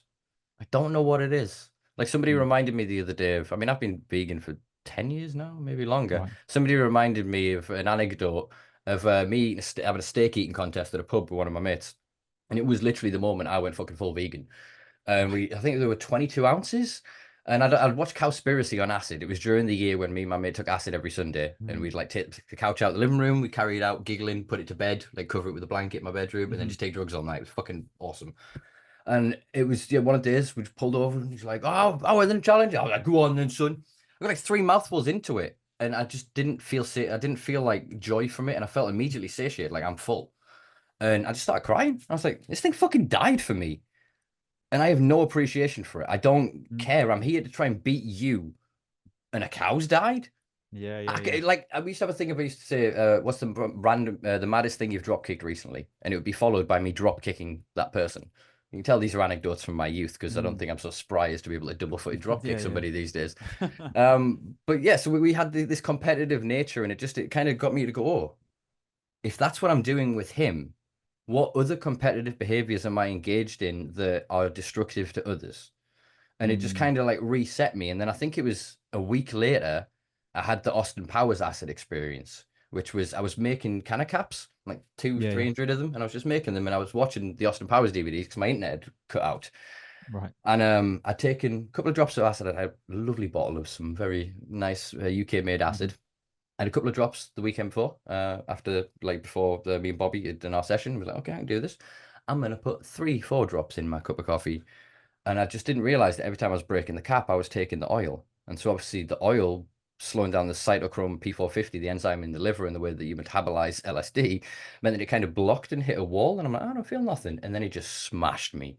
Like absolutely a mandala appeared in the center of the room. And That's interesting. I was wondering why I've been really sensitive on LSD lately.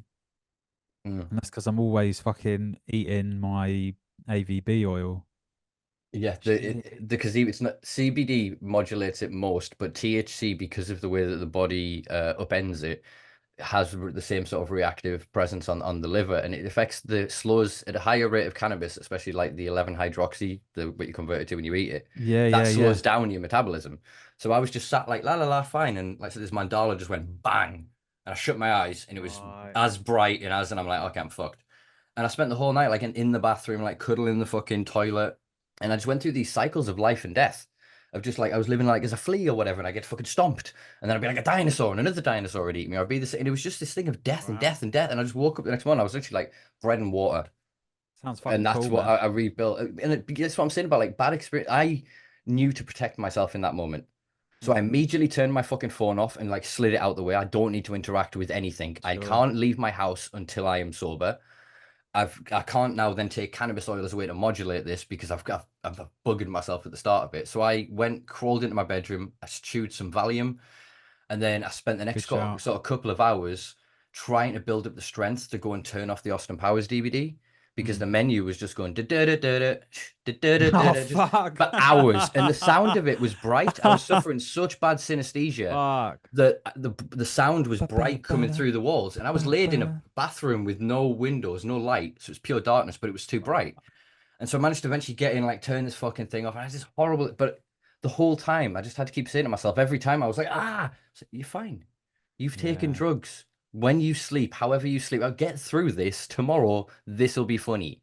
Mm. Do you know what I mean? Whereas if I didn't have that experience or history or awareness, that could have led to a really terrible experience. Do you know what I Yeah, mean? Like yeah. if I'd have ran into the street and gone, I'm in trouble, Sure.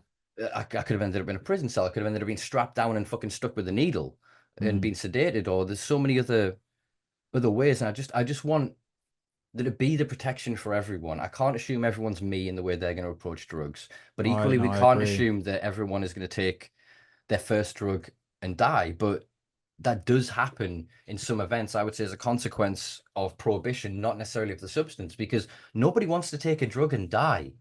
No. All overdoses and poisonings, these are accidental things. Even Yeah, the yeah. worst intravenous drug you can think of people taking out consciously taking trank combinations, they don't want to die.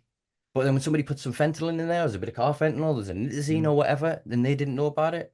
It's the same with all these other substances. Like we were saying before, we were lucky in basically the 2000, let's call it like 2005 to 2010 to 12, something like that, of the Mm. pill quality coming straight off the boats. And It it was was just amazing. there Yeah, were like the pure MDMA it was was amazing, you pure, know. yeah, and no mixes in the Yeah, pills. It yeah, was yeah, what it yeah. did, and most by the time you got it, whoever you got it from would already be giving you the harm reduction device. Dude, these are fire. You only need one or two. But Yeah, then take half of one, you yeah, know. but then you ended up with like the creams or the number ones or these UK pressed pills that people were saying, dude, you need three of these. I remember getting kicked out of a fucking casino in Leeds with one of my mates trying to buy cigarettes in a cigarette machine at like 4 in the morning. And we'd taken, I think, maybe 6 or 7 of them each. We were literally just like gobbling because Yeah, yeah, he'd yeah. been shot in them. And then he was literally selling them like, what was it, 3 quid? It was 3 quid each, two for a fiver, or whatever the hell, what the math worked out when it was. And so people ended up buying up 10 of them for like one or two people. And then obviously we switched up within the next supply, and you're back to like one pill destroying you for like 8, 9 hours. Yeah, And yeah. the problem isn't then the pill per se. Like I said, we were educating each other and keeping each other safe and informed. But now a lot of those dealers are gone. The dealers themselves that used to go to a rave and get gurney and pass out the gurners and sell them, they're gone. You know, Yeah. I've business. It's like that scene in Harold and Kumar's with that guy in Harvard, and he's like, "What kind of hippie are you?" And he's like, "I'm a fucking business hippie." Yeah, yeah, yeah. That's what these dealers and a lot of them have become. It's Yeah. not just diss any. I know a lot of good quality, decent vendors, but because of their want to participate and their love of the drug and the culture, they've been caught up in a lot of the stings. They've been caught up in a lot of the Mm. police activity. Whereas these just run a mill, dial a quick phone, some guy turns up, chucks you a bag from a car window, they rarely get caught. Yeah. Yeah, they're the ones that adulterate and supply or are Yeah, happy yeah. to sell adulterated supplied drugs, you know? Yeah, man. Mm. Yeah, it's difficult. I suppose actually we've got to mention this because it was sort of done in the news and it was literally on your doorstep, I suppose. There was Dreamland Oh back yeah, in back. that's not on my doorstep anymore. I'm in Brighton these days, Oh but I yeah, you know. used to be in Kent. Sorry, yeah. Yeah, it used to be in Kent. It used to live in Ramsgate, which is next to Margate. Yeah, I mean, I only briefly saw it. Mm. But they've had their have they had their license removed or something or temporarily suspended? Is that right? I think it's under review if I Under remember review, correctly. yeah. And it's you know, I know that the Tories limited drug testing, um, and like organisations like the Loop haven't been so prevalent as they have been. Mm. Um, I think it can only be that it can only be short-sightedness. You know, those kind of big events should have drug testing on site, especially in somewhere like Margate, where there's so many drugs.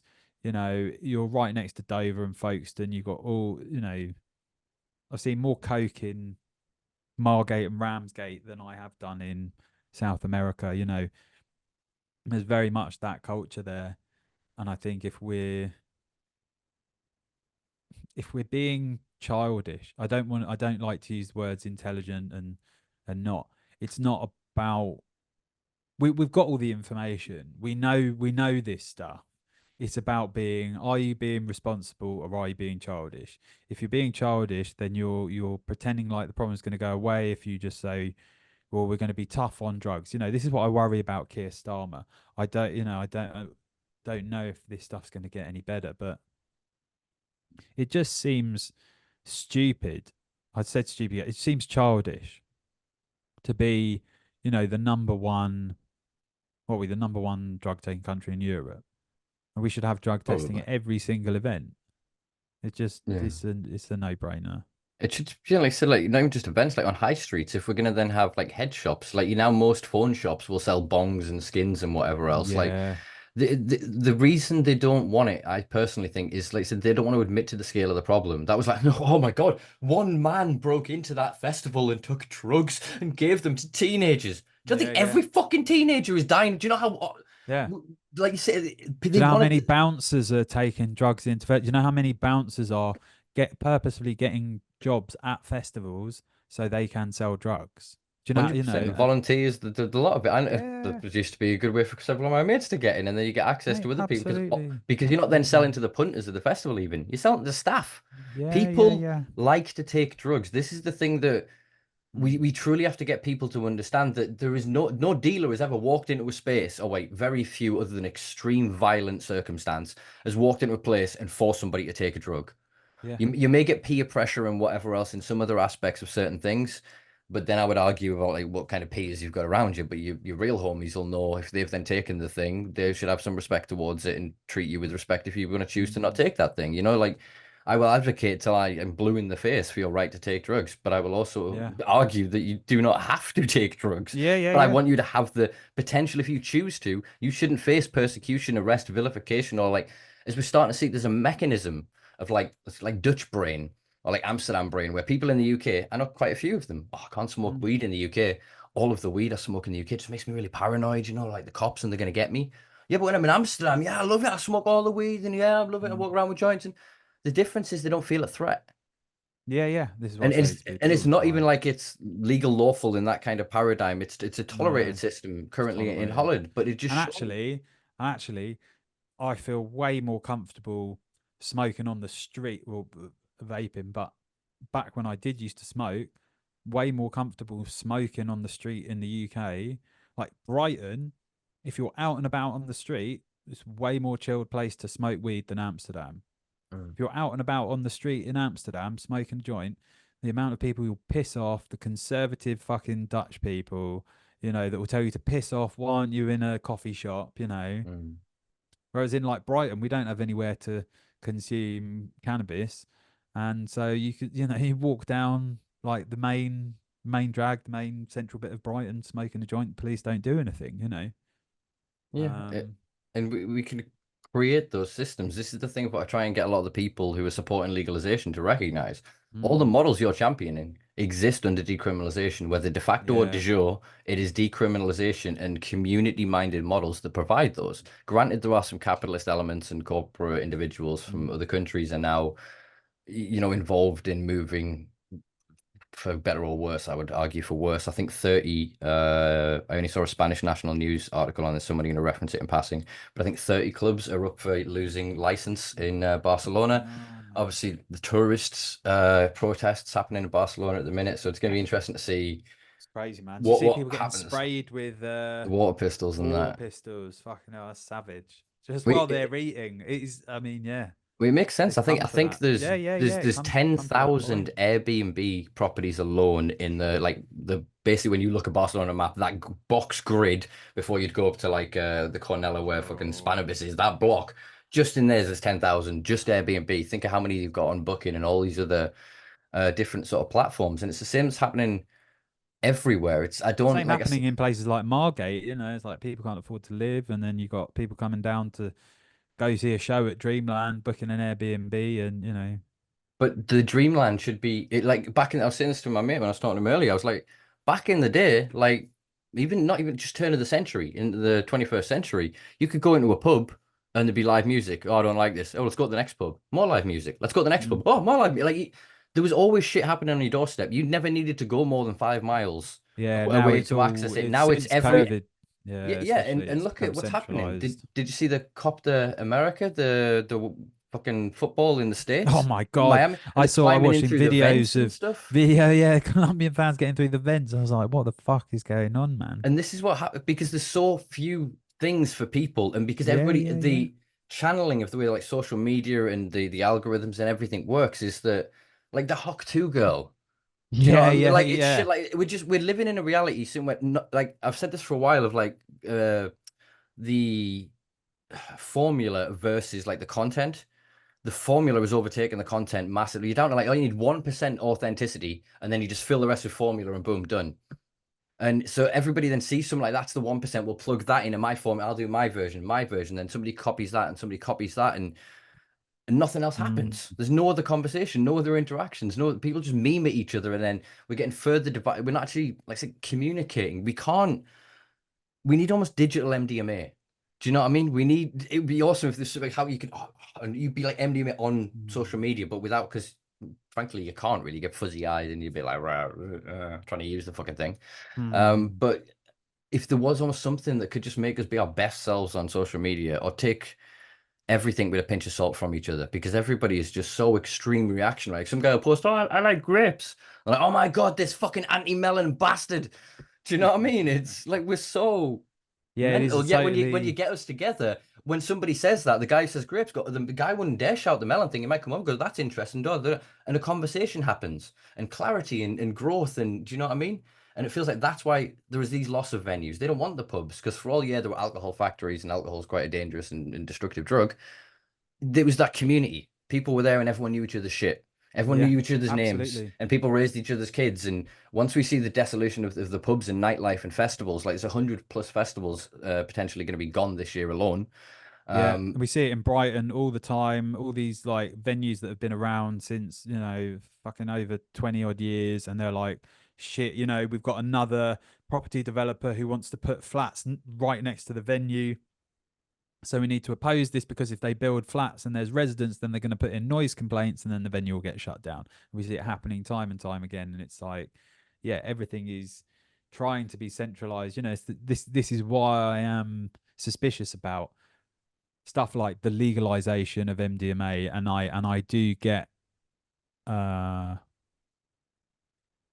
bit anxious when I just see so much response to it as like, yeah, keep up the good work that you're doing, Maps. And I worry that like now there's a new generation of people in the cannabis space and the psychedelic space. What I notice is like there's people, I'm only 35, but the people I notice who are like getting all the jobs and everything are like 25. And it's almost like because there's a younger generation that are, I don't know, less jaded, they don't have it's the almost like they they're, don't have the baggage that we had or the yeah, yeah, yeah, experiences. So they're not going to rock the boat. They're going to go, I tried MDMA once last year at a festival. Oh my God, I'm yeah, going to go yeah. do a degree at uni and oh, I got Yeah, employed yeah, now. yeah, yeah. Well, They're exactly. There's missing all the these struggle, spaces the that have now wall. opened up. Yeah. Yeah, I mean 100%. that's a really interesting. It's like when I mention Erowid to people and people are like, "What?" I'm like, "Man, Erowid. I wouldn't have been able to do drugs without Erowid. We had to Mm, literally." We called it the shaman because we'd punch in, okay, what happens if I take LSD with this thing here? And then Erowid would go, oh, okay, you want an answer? Here it is. Pretty much like 99% of the time, you'd be able to find the thing that mm, you wanted to know about. And now it's like the internet is dying. mhm, There's less of the internet than there was. I think it's like there's pages on the internet which are just dying, and the mhm. majority of pages on the internet are just being populated by AI. And yeah, as you said, everyone's just fucking memeing at each other. I mean, I'm seeing like there's this magazine called Double Blind Mag, and a lot Mm. of the stuff they put out is really interesting, but a lot of the times they've got a headline about something, and I'm just like, yeah, this. I mean, it was like something about drug combinations or interactions. I'm like, yeah, we had fucking Erowid. You can go on Erowid, and why is this whole thing like, hey, you didn't know about this thing? It's like, no, Well, people it's do been know about this, and you're, it's that generational thing, as you said. It's mm, the Marlboro advertising approach. Grab them young, get them yeah, emotionally yeah, attached to our brand, and we'll have them for life, or at least until we mm, kill them.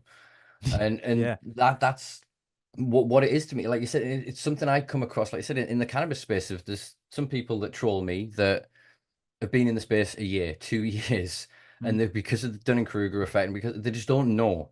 They yeah, weren't yeah, they yeah, weren't they don't have a clue. And so I don't even respond to their trolling. I just leave them sure, alone to do the one thing. They troll other people and other people interact with them. I'm just like, they'll learn. They'll learn. Like I was probably quite obnoxious and a dick the first year in because I had all of my experience, yeah, but I didn't know what anyone else had been doing in the space, that there was a space, that other people had done this, that there mm, was this heritage. I had to, and still constantly do with humility, question. I can't ever speak with true authority unless it's of my experience. Then I can and I will. or if I'm speaking to my belief or my conviction, then again I will. But if I'm saying we have to and should, no, I will maybe speak of that, the decriminalization thing. But again, that I Mm. feel I've spent a decade working through that, of advocating for different approaches, going to different countries, seeing these approaches, speaking to people who wrote these models, meeting the politicians and seeing what happened when these models were put into practice and co-opted by corporations and other invested interests. I've come down to it. It has to be human rights. The drugs are irrelevant. Like I Yeah, said, it's about your right to fucking change your consciousness. If you can go to absolutely. Weatherspoons and get this small, again, smoke crack. Wait, I'm not saying you should smoke crack. That's not what I'm saying, but you Yeah, should yeah, have yeah. the option to then Yeah, smoke crack, absolutely. frankly. And it's that Yeah. bothers a lot of people. And there's so many people that are with their drug exceptionalism, and then go, no, no, Mm. but I'm a medicine. I have my medical Yeah. cannabis, and those people doing that. No, we have to have drug laws, and they should be. And it's like it's like a person be like, well, I'm just bi, so yeah, fuck the gays. No, I suck a dick Mm. now and then, yeah, but like them that really do it, like, yeah, fuck them.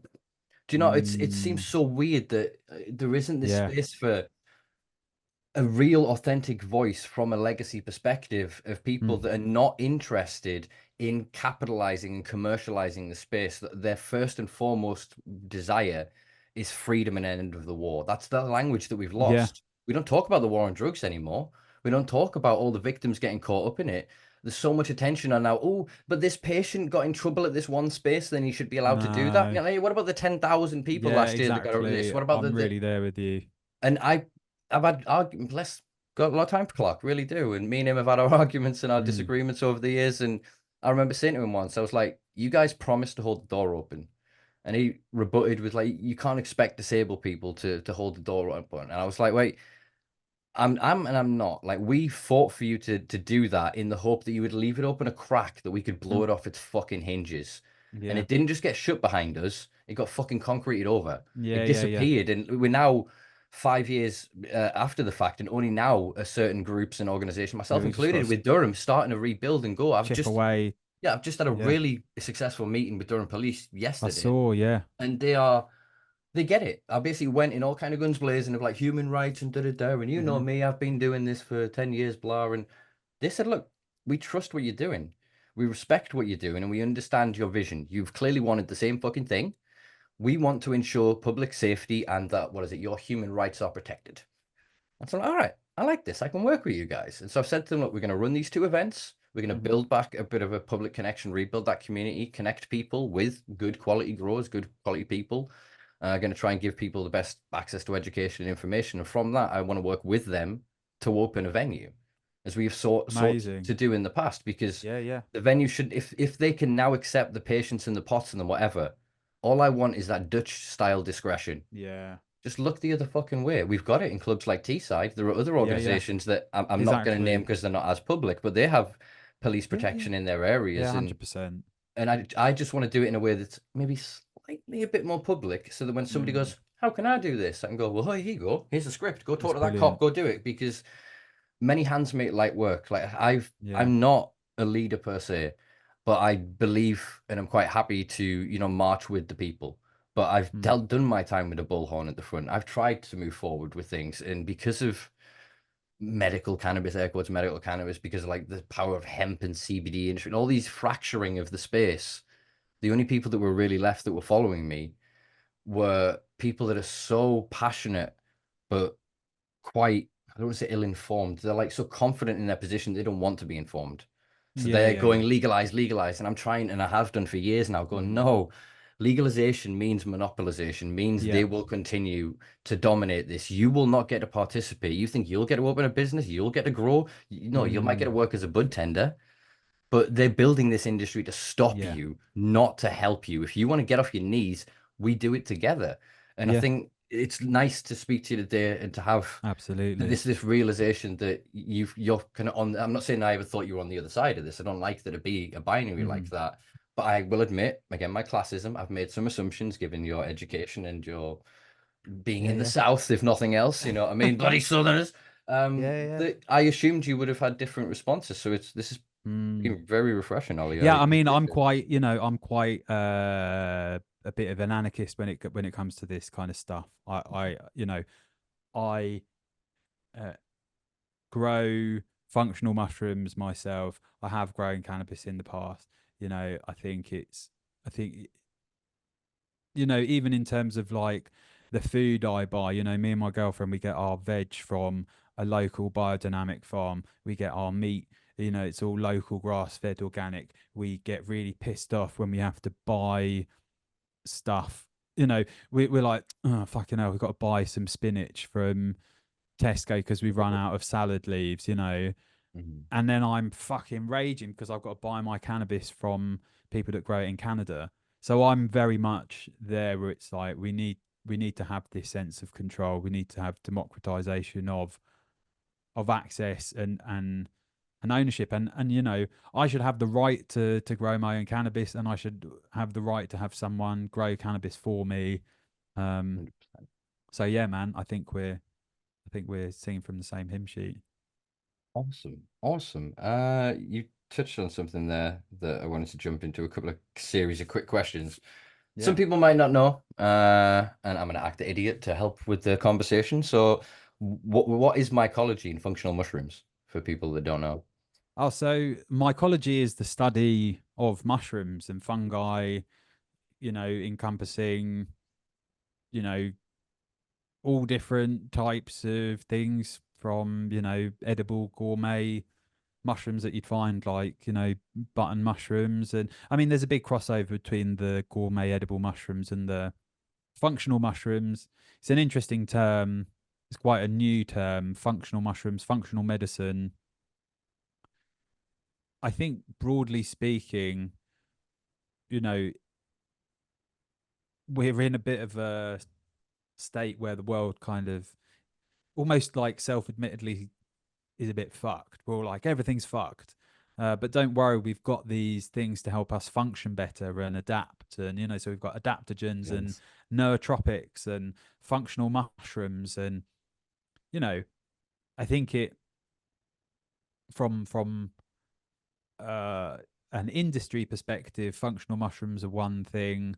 From a traditional, cultural, spiritual perspective, functional mushrooms are another thing. And I think, from my perspective, I see the functional mushrooms as traditional mushrooms. Some have, been used for hundreds, if not thousands of years, mostly in um, Eastern Europe and Southeast Asia.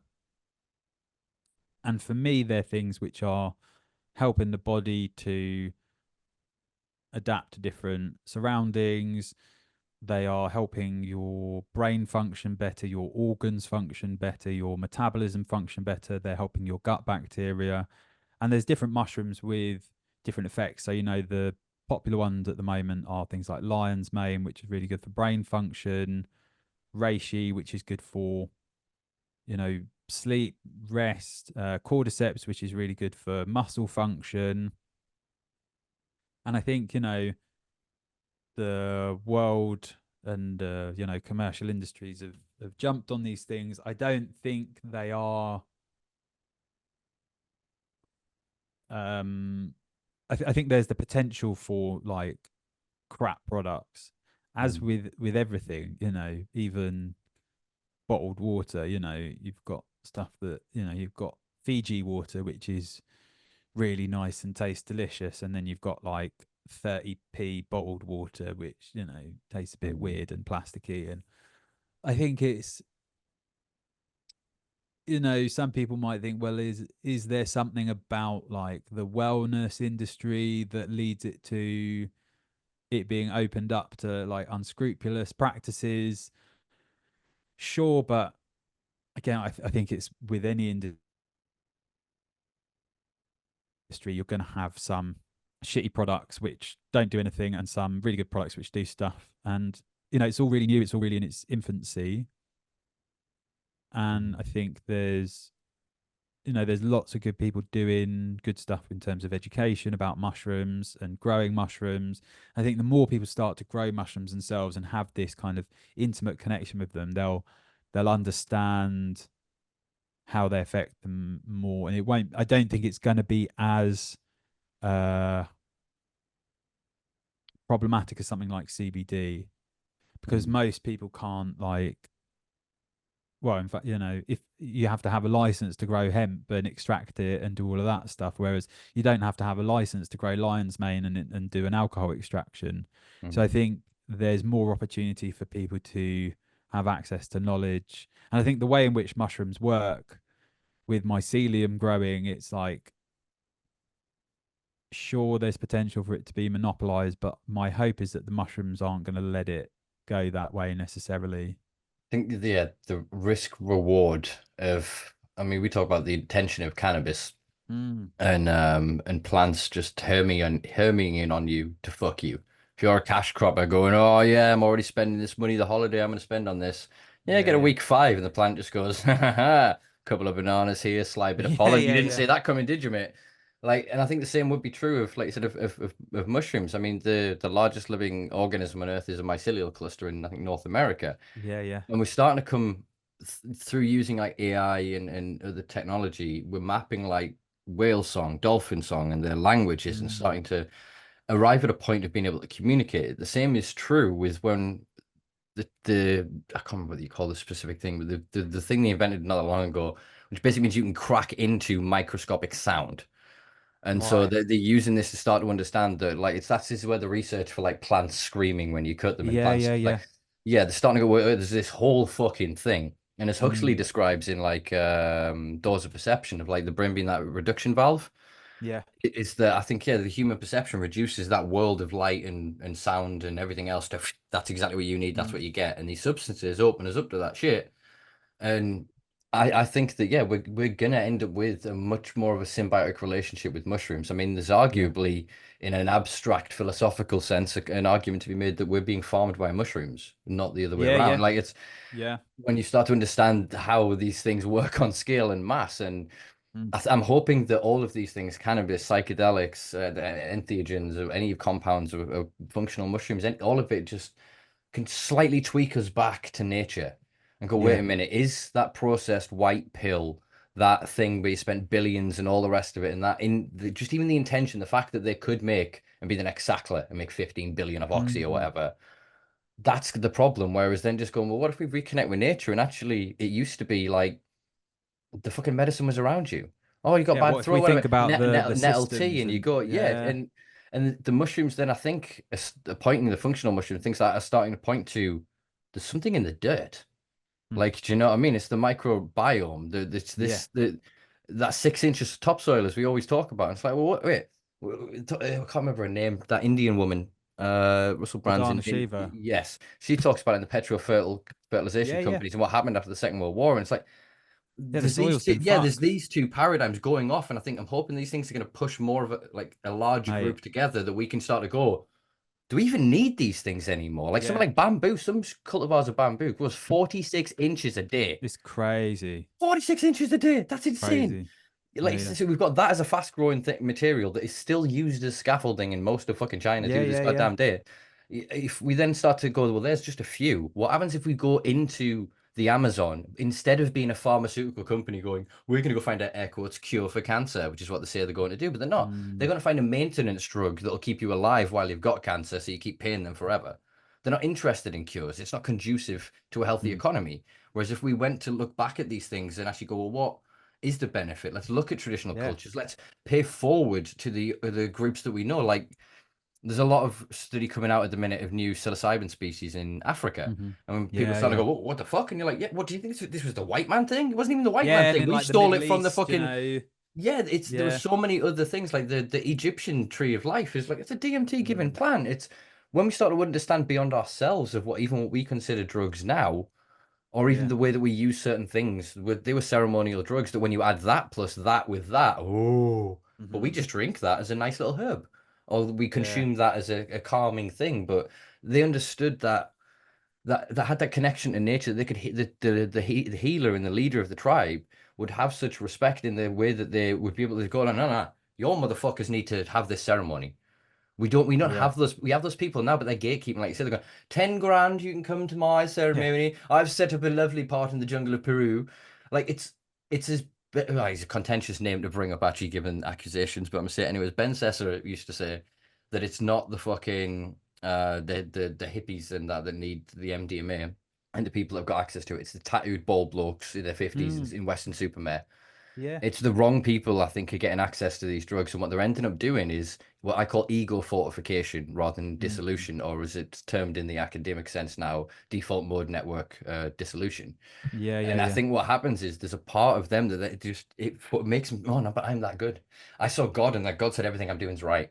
And they can self-justify rather than, I'm not saying everyone should become critical of themselves after these experiences, but it is really healthy to have that voice in you that when you go to do something that goes, yeah, but should you?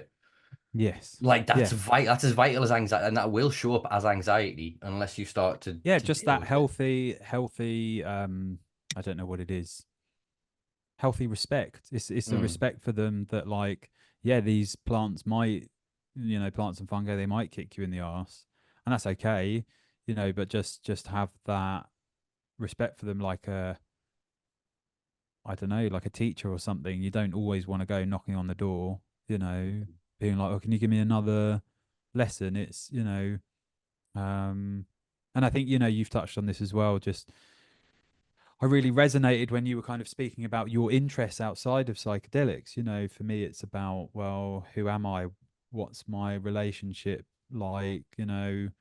How do I wouldn't be thinking about stuff like mycorrhizal fungi and fixing the soil if I hadn't taken magic mushrooms, and magic mushrooms had said, hey, all mushrooms are fucking amazing, by the way, and we're here to mm, fix you, you know. Um, yeah, yeah. I think that's what we're missing, and if it can only be accessed through legalized, Mm. again, capital L, medicalized systems, it's only ever going to be then the upper classes that, yeah, they're going to say they Yeah. have their trauma. When you're born at fucking 1 year old and you don't see your dad till you're seven because you're raised by maids or whatever, 7 bedrooms Yeah, away in yeah. a giant man. Like Absolutely. everybody has trauma in their own shits and different problems. Like, and I don't want to see it that it's just only certain trauma qualifies you, only certain things Mm. qualify you. You shouldn't have to. Same with the weed thing now. You shouldn't have to go to your doctor and go, "You're fine to," and access it. It should be the opposite of going, Yeah, "You with the probably, qualifying you probably condition. shouldn't." Yeah, it should be. Is there a disqualifying thing? Yeah, Like, yeah, yeah. like literally, oh, Yeah, no, you. literally, yeah. It should If be. you if Yeah. you have suffered from XYZ, then maybe you can't have cannabis, and that's okay actually, because high strength THC might trigger one of these things, and we need to be respectful of that. Or well, But for even the then, it most, should be treated more like an allergen. And yeah, even if they then yeah, yeah, chose to exactly. do it, you'd treat them the Yeah, same as if somebody had yeah, a peanut allergy, but then they ate a peanut accidentally in a restaurant. The farms, the like ambulance crew wouldn't turn up and go, "Well, you knew not to eat peanuts." yeah. It's this Yeah, it's it's like, this. for the most part, people aren't having problematic experiences with these things, and we need to treat it as Yeah. such. And where we are, we need to figure out beyond the substance. I spent Yeah, decades within the NHS of them going, "Huh, the drugs causing everything, drugs causing everything, drugs causing yeah, yeah, everything." yeah. And then the weed thing came along with this private thing, and then they went, "Oh, I went and got that," came back, and they went, "Oh, yeah, but you're a druggie with a history of drug use, and you're lying to them to get this drug." Sure. It's like, what?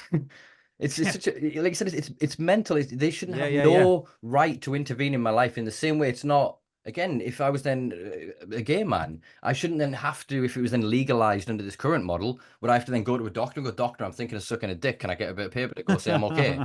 Like it wouldn't Yeah, happen. And I yeah, just yeah, want yeah. people to recognize it in the same way. I know it can come across quite crude in the analogies that I use, but I try No, but and it's good. abstract them so that people can recognize, yeah, that's abhorrent. No one should ever Mm. do that. And go, well, yeah, but why can Yeah. you go and buy as much alcohol unrestricted from Tesco's as you want? You can go and drink in a pub. Yeah, granted, some restrictions when you start acting an arsehole and you're slightly too Mm. drunk. But no one's going to punish you for any of these things. Yeah. If you then commit a crime, if you go then, "Oh, I'm going to put a cone on that statue," shout out to my Glasgow folks, Mm. like you're not going to get in that much trouble. Whereas if you're then a sober person or whatever, that's a different level of anti. So there's a certain Yeah, understanding. yeah, So I'm yeah. saying, and I just want the same for other drugs and people to be respectful enough to not put other people in those positions. Like at a Mm. festival, I think the reason that so few people have problematic experiences at a festival versus other areas is that same Amsterdam paradigm we spoke of before. Yeah. People feel safe and unjudged in that area. Yeah, yeah, yeah. And if we can create that in society, people start to respect themselves. And rather than cramming in a year's worth of drug use in one weekend and fucking themselves up, they could spread it out and go, "Let's go to the Lake District and hike, and we'll go for a beautiful walk on mushrooms." And then, yes, put some money into the local economy. Mm. And we'll go do, we need to diffuse and allow us to have bespoke experiences that we each choose. If I want to Yeah. go and camp for 4 days in the middle of Hampstead Forest and cuddle a fucking tree on mushrooms and Yeah. Mandy, Yeah. Yeah. that's my business. Do you know what I mean? If a dog walker comes through, yeah, I'll deal with that. You know what I mean? Yeah. That Yeah. Yeah. it is it is what Exactly. it is. Yeah. But I didn't take that risk and that responsibility, and you Exactly. can't then tell me that no, we're gonna then, like you said, legalize it over here, and as long as you pay these people and you book it 6 months in advance, and you Yeah. know you can have it, then no, I want to at a whim want to go like I Mm. have done relationship breakups or whatever, or moments where I like, no, do you know what I need? I need that fire. I need you and you to come with Mm. me and we're going camping. Yeah. You're gonna help me through this, and I'm gonna be 100%. selfish, and you can just look out, and we'll take some mushrooms on the fire, and I'll be a bit of a dick until and then I'll be like, all joy and happy, and you know what I mean? We are each other's keeper in more than our Yeah. protector. We are each other's therapist. We are each other's priest. We are each other's shaman. We are each other's everything. And Mm. these substances help reconnect us with that encompassing feeling of connectivity. That's the universal thing I think on most drugs. Maybe not coca ethanol. When you mix cocaine and alcohol, there is Yeah. Yeah. something Yeah. in that that spikes the ego response, like the frontal lobe egoic response. But people will still have that experience of going to their mate, Gary, I love you, you know, and so there's still something in these substances that can be tools to reconnect us. But if we're then going to put them behind a paywall and say that some can and some can't, I think we're only ever going to worsen the problems in our society. And it's like I said, I kind of want to see us live more like a festival every day.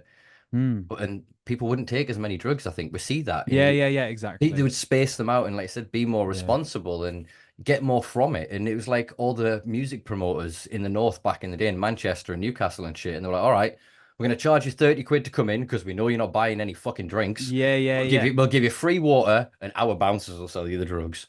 Yeah. Yeah. You know what I mean? Like systems Exactly. like that, like the house, you Yeah. make your money, you then have a responsibility to look after those people. There are a lot of the legacy free party people that were around in the 90s through the noughties that don't run their rigs anymore. There's a lot of crews that are not community and looking after each other focused. And the scene in some areas has got quite self-destructive. And I Mm. just want to see those groups back together. Maybe some of those, yes, academics getting dirty and sweaty with an absolute giant rig at fucking French Tech or something. You know what I mean? Yeah. Like, Yeah. Yeah. we need to reintegrate these things because that culture is going to exist no matter what. And you can do your studies and go, oh, we've gone to the, no offense to like the psychedelic societies or whatever. Again, Mm. that's a certain class of people, a certain group of people. Whereas to get the data from the housing estates, everyone thinks that, oh, they're all rough. They're not going to take drugs. You know, but chavs that'll take fucking, I say chavs in not in a loving sense, not a derogatory term, is a collective term to mean what is exactly is coming to your mind when I said that word, folks. You wouldn't think of them if like wanting to take pills or whatever, or wanting to enjoy like acid and shit, but they do. They have a different Mm. world. As you said before, I actually came up with a thought that I wanted to share. There was some pills recently seized in Germany with SS paraphernalia stamped onto them. Yeah. And obviously, there's a rise in sort of right wing thinking and philosophy in most of mainland Europe.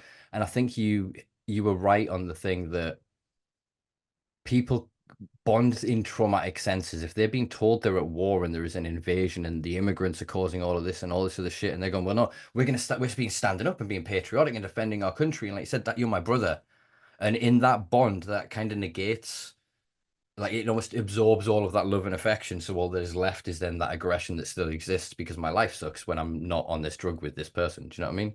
And so Yeah. like I said, I think it Absolutely. can reinforce it. And then with the music you listen to in those moments, I mean, think of Charles Manson, Charlie Boy, arguably, if you look at, I can't remember who wrote the book Chaos, but there is some interesting anecdotes out there that suggest he got some of his protocols from the CIA as to how he Mm. indoctrinated the Manson family runaways. And he basically was able to get them to commit Yeah, and I like mean, yeah, we touched on this with MK Ultra, and yeah, it's really, that whole stuff is a whole other rabbit hole, a whole other huge. podcast. Um, but yeah, man. Man, it's a good excuse to get you back on Yeah, yeah, in the future absolutely. then. Yeah, I'm aware of the time and I don't know if you can actually people could see. I don't know what it is. It's got really warm. I'm sweating. yeah, it's Hotboxing in really this the studio. humidity's gone up quite a lot. Yeah, I think we're probably So gonna due a thunderstorm. It's weird that we're on opposite ends of the country, but we're sharing the same yeah, giant yeah, rain yeah. cloud. That just shows the state of the so-called weather in this country. All Yeah, right, right. I have two more of my quick cliched questions, quick fires. Hmm. One is, what are we not talking about that we should be talking about? what are we not talking about? I mean, we touched on it. Amanda Fielding and her son, uh, Rock Fielding Melon, Rock Melon Field. I can't remember what way around it is. Mm. But his involvement in the Grenfell cladding as being on the council, being in charge of decisions about the cladding, and now having his nice psychedelic retreat center, and saying, he feels really bad for the victims' families, and he's done a lot of work on himself through psychedelics. So that's probably one of the controversial things that I occasionally bring up with people. It doesn't get spoken about that much. It's very nuanced. You've sent me Again, down a rabbit hole. I'm gonna go learn that about that. requires, yeah, I would go down that rabbit hole. Yeah, it's an interesting one. Definitely. Okay, I like it when guests bring up something that I'm like, ooh, Yeah, yeah, that's just something new. I've got a bit of fire to go with that. yeah, Like, yeah, again, the irony of he missed the greatest marketing trick in the world there of even showing the shred of human dignity of going, do you know what I'm going to offer then free fucking yeah. I know. service to the families. I've Like, said there's this to there's people. just Yeah. something like again, it's you weren't in the building, but then you go, Mm, I've done some reflecting and it's yeah. that selfish egoic response to things. Like I get told off all the time for people like because my sentences don't make sense when I'm texting them because I always forget to put I the subject. Like I don't even I'm not communicating in that Mm, sense. Yet there are some people that are the opposite end of that spectrum, like you said, that are just they can't see beyond the themselves. Like, do you know what I mean? They are all themselves. There's nobody else. There's yeah. nothing else. There's just them, and everything bends to their kind of their whim. And it really does shake my foundational beliefs in the idea that, well, no, just if we take enough drugs. Like I Hmm. remember arguing with somebody way back in the day, having the classic Timothy Leary Ram Dass argument. Do we just spike them with acid? And it's like, no, we Yeah, I don't can't. The think it's. ethical quandaries of this. And but I swung back and forth as a youth, and now I've come to the thing of like, no. I mean, spiking, first of all, is immoral in every capacity. There has to be informed consent for all things as adults. That's just my fucking thing. Do you know what I mean? That includes people doing those fucking things where you throw dabs in, an extra dab on somebody and Mhm. ninja dab somebody, etc. If like they haven't consented to what they're doing, Yeah, yeah, you yeah. shouldn't be adding that thing onto them. It's not funny to fuck somebody else up. You wouldn't want to be that person getting fucked up, so don't fuck other people up. But Yeah. that's a sidebar to what I actually wanted. My point was of like my anarchistic approach. I mean, I've now come to the point where I believe that the right people will come to these things if we create enough of a space for the next generation to move into. I think that's our job now, is the same way that we've learned from the Learys, the Ramdas, the Richard, the Mm. fucking Metzers and everybody else and all of the other people that have come in between. A lot of them have stayed in that higher level of academia, but I think that several of them believe in the vision of the movement, if you know what I mean. And I think eventually it'll all roll back into itself. But it's whether things like in 10 years, there's LSD therapy, but it's not. It's a synthetic LSD. And like mushrooms are still illegal for you to go pick wild in the UK, but Mm. you can get that psilocin therapy, like you said, or Yeah, I think we're at a crucial time, and it's going to be very interesting to see what happens in the next few years. mm, definitely, definitely. My last question is then, what does the future hold for you? For me, so hopefully moving more into the mycology space, getting more involved with things like there's a festival called All Things Fungi. So I'm going to be speaking there again in September. So hopefully just getting more involved in that sense, and a community sense. There's stuff going on in Brighton around plants and fungi, and yeah, music stuff as well. That's my kind of main creative driving force. So doing some gigs this summer, which is good, and hopefully putting out some more music next year, and just kind of carrying on uh doing that strange thing of being a musician, which doesn't pay me any money at all and is actually quite financially draining and quite physically exhausting, especially with the diagnosis of fibro. But somehow I still love those, that 40 minutes that I'm on stage playing makes it all worth it. So yeah, just carrying on with that, and like, yeah, thinking more about life and growing food and building soil, and yes, building a life with my girlfriend in Brighton, and Yeah, man. Generally Nice. carrying on, I think. No, that's beautiful. How about Sounds you? beautiful. Yeah, reconnect with nature. Hey, no one's Yeah. asked me how about me. I don't know. How about yourself, man? I'm gonna sit here every week that I can and continue to have these conversations with Fucking wonderful wicked. people. We're pushing obviously with the relaunch of Durham Club. When's Uh, that event happening, by the way? that's July 27th, and then we're doing a Oh shit. second one on August 24th. Fucking hell. Those are literally my gig days. They do seem to be the peak kind of Yeah. weekends of I'll this have to so-called make it. summer. I'll have to make it up to We'll Durham we'll be sometime doing soon. other ones. We're Yeah, yeah, talking with a wicked. local hotel to do a bit more of a private event where I can do Oh, epic. more That'd of be a really nice. more of a conference Yeah, sick. because I want to drive the education. I suppose the last bit, me and Tyler Green have obviously launched Legacy Culture, You have, I've seen um, that. Wicked. which is yeah a new media project, Epic. and it's you're on our list of people to speak to, but it's beyond just sort of cannabis and drugs. We're Okay. basically trying to create a space for what we're terming legacy culture or legacy Mm. cultures. And so there's mainstream culture and then there's Yeah. subculture, but both Yeah. mainstream and subculture are financially motivated. They Sure. are a means by which people are seeking something. Whereas what we're Yeah, seeing yeah. with legacy culture is exactly what you've just described. Mm. You play that music in spite of yourself in that sense. You know, it drains you, it costs you, it does all those things, but in the end, that's what is the quintessence of legacy culture is people Brilliant. that give something to have that collective experience or participate in that subject. And we Mm. just want to create a space for it. So whether it's like ghost hunting, it's festivals, music, it's Yeah. drugs, it's hiking, it's like extreme sports, stuff like that, sexual kinks. Like we're trying to really Oh. open the door to the everybody because you're not just a weed person or a psychedelic Yeah, person or yeah, a yeah. skater person.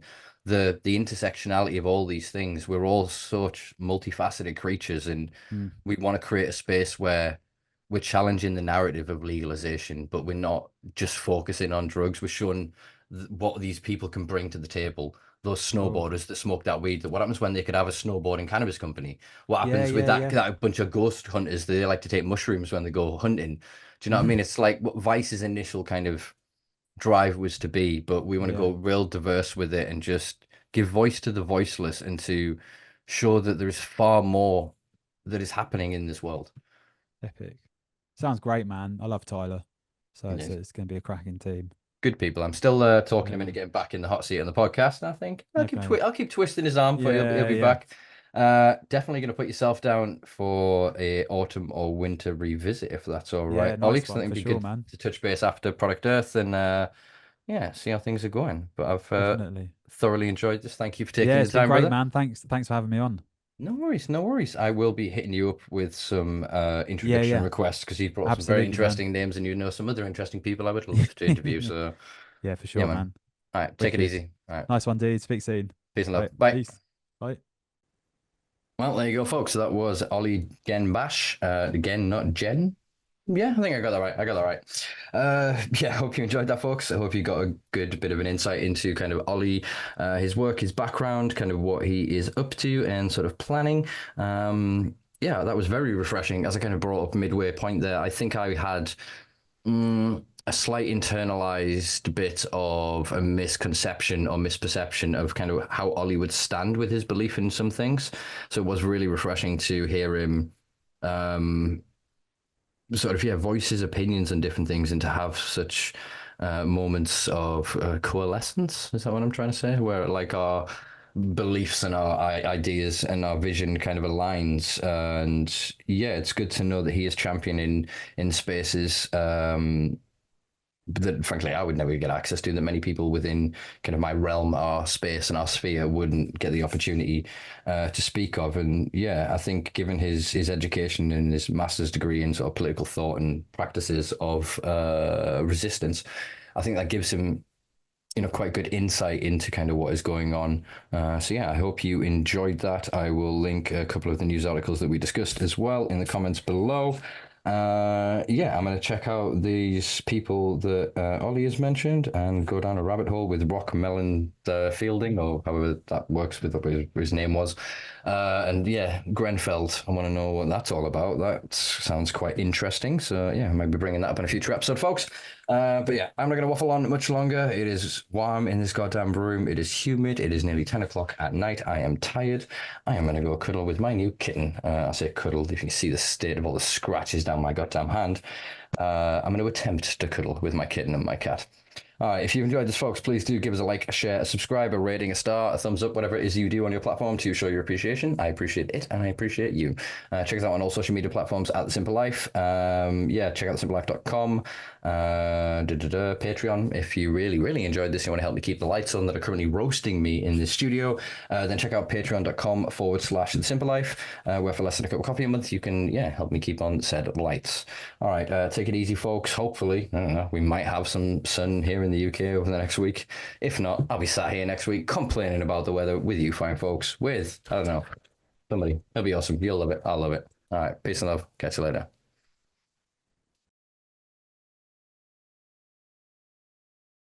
All right, we're starting at 7:10 p.m. Sweet. Oh, nice. Yeah, good timing. Good timing. All right, let's jump straight into this. Go on, let's try and do a one take. I'm on a good roll at the minute. I think the past 3 episodes have all been one takes, start to end. So, yeah, fingers crossed we don't fuck this up, he says as he's about to fuck it up in the first second. Right, cool beans. Let's go. Yo, how's it going, folks? Welcome to the Simpa Life Podcast. No, I fucked that up. I can't remember what I said there. What do I normally say? Oh, I remember. Literally, see, jinx myself.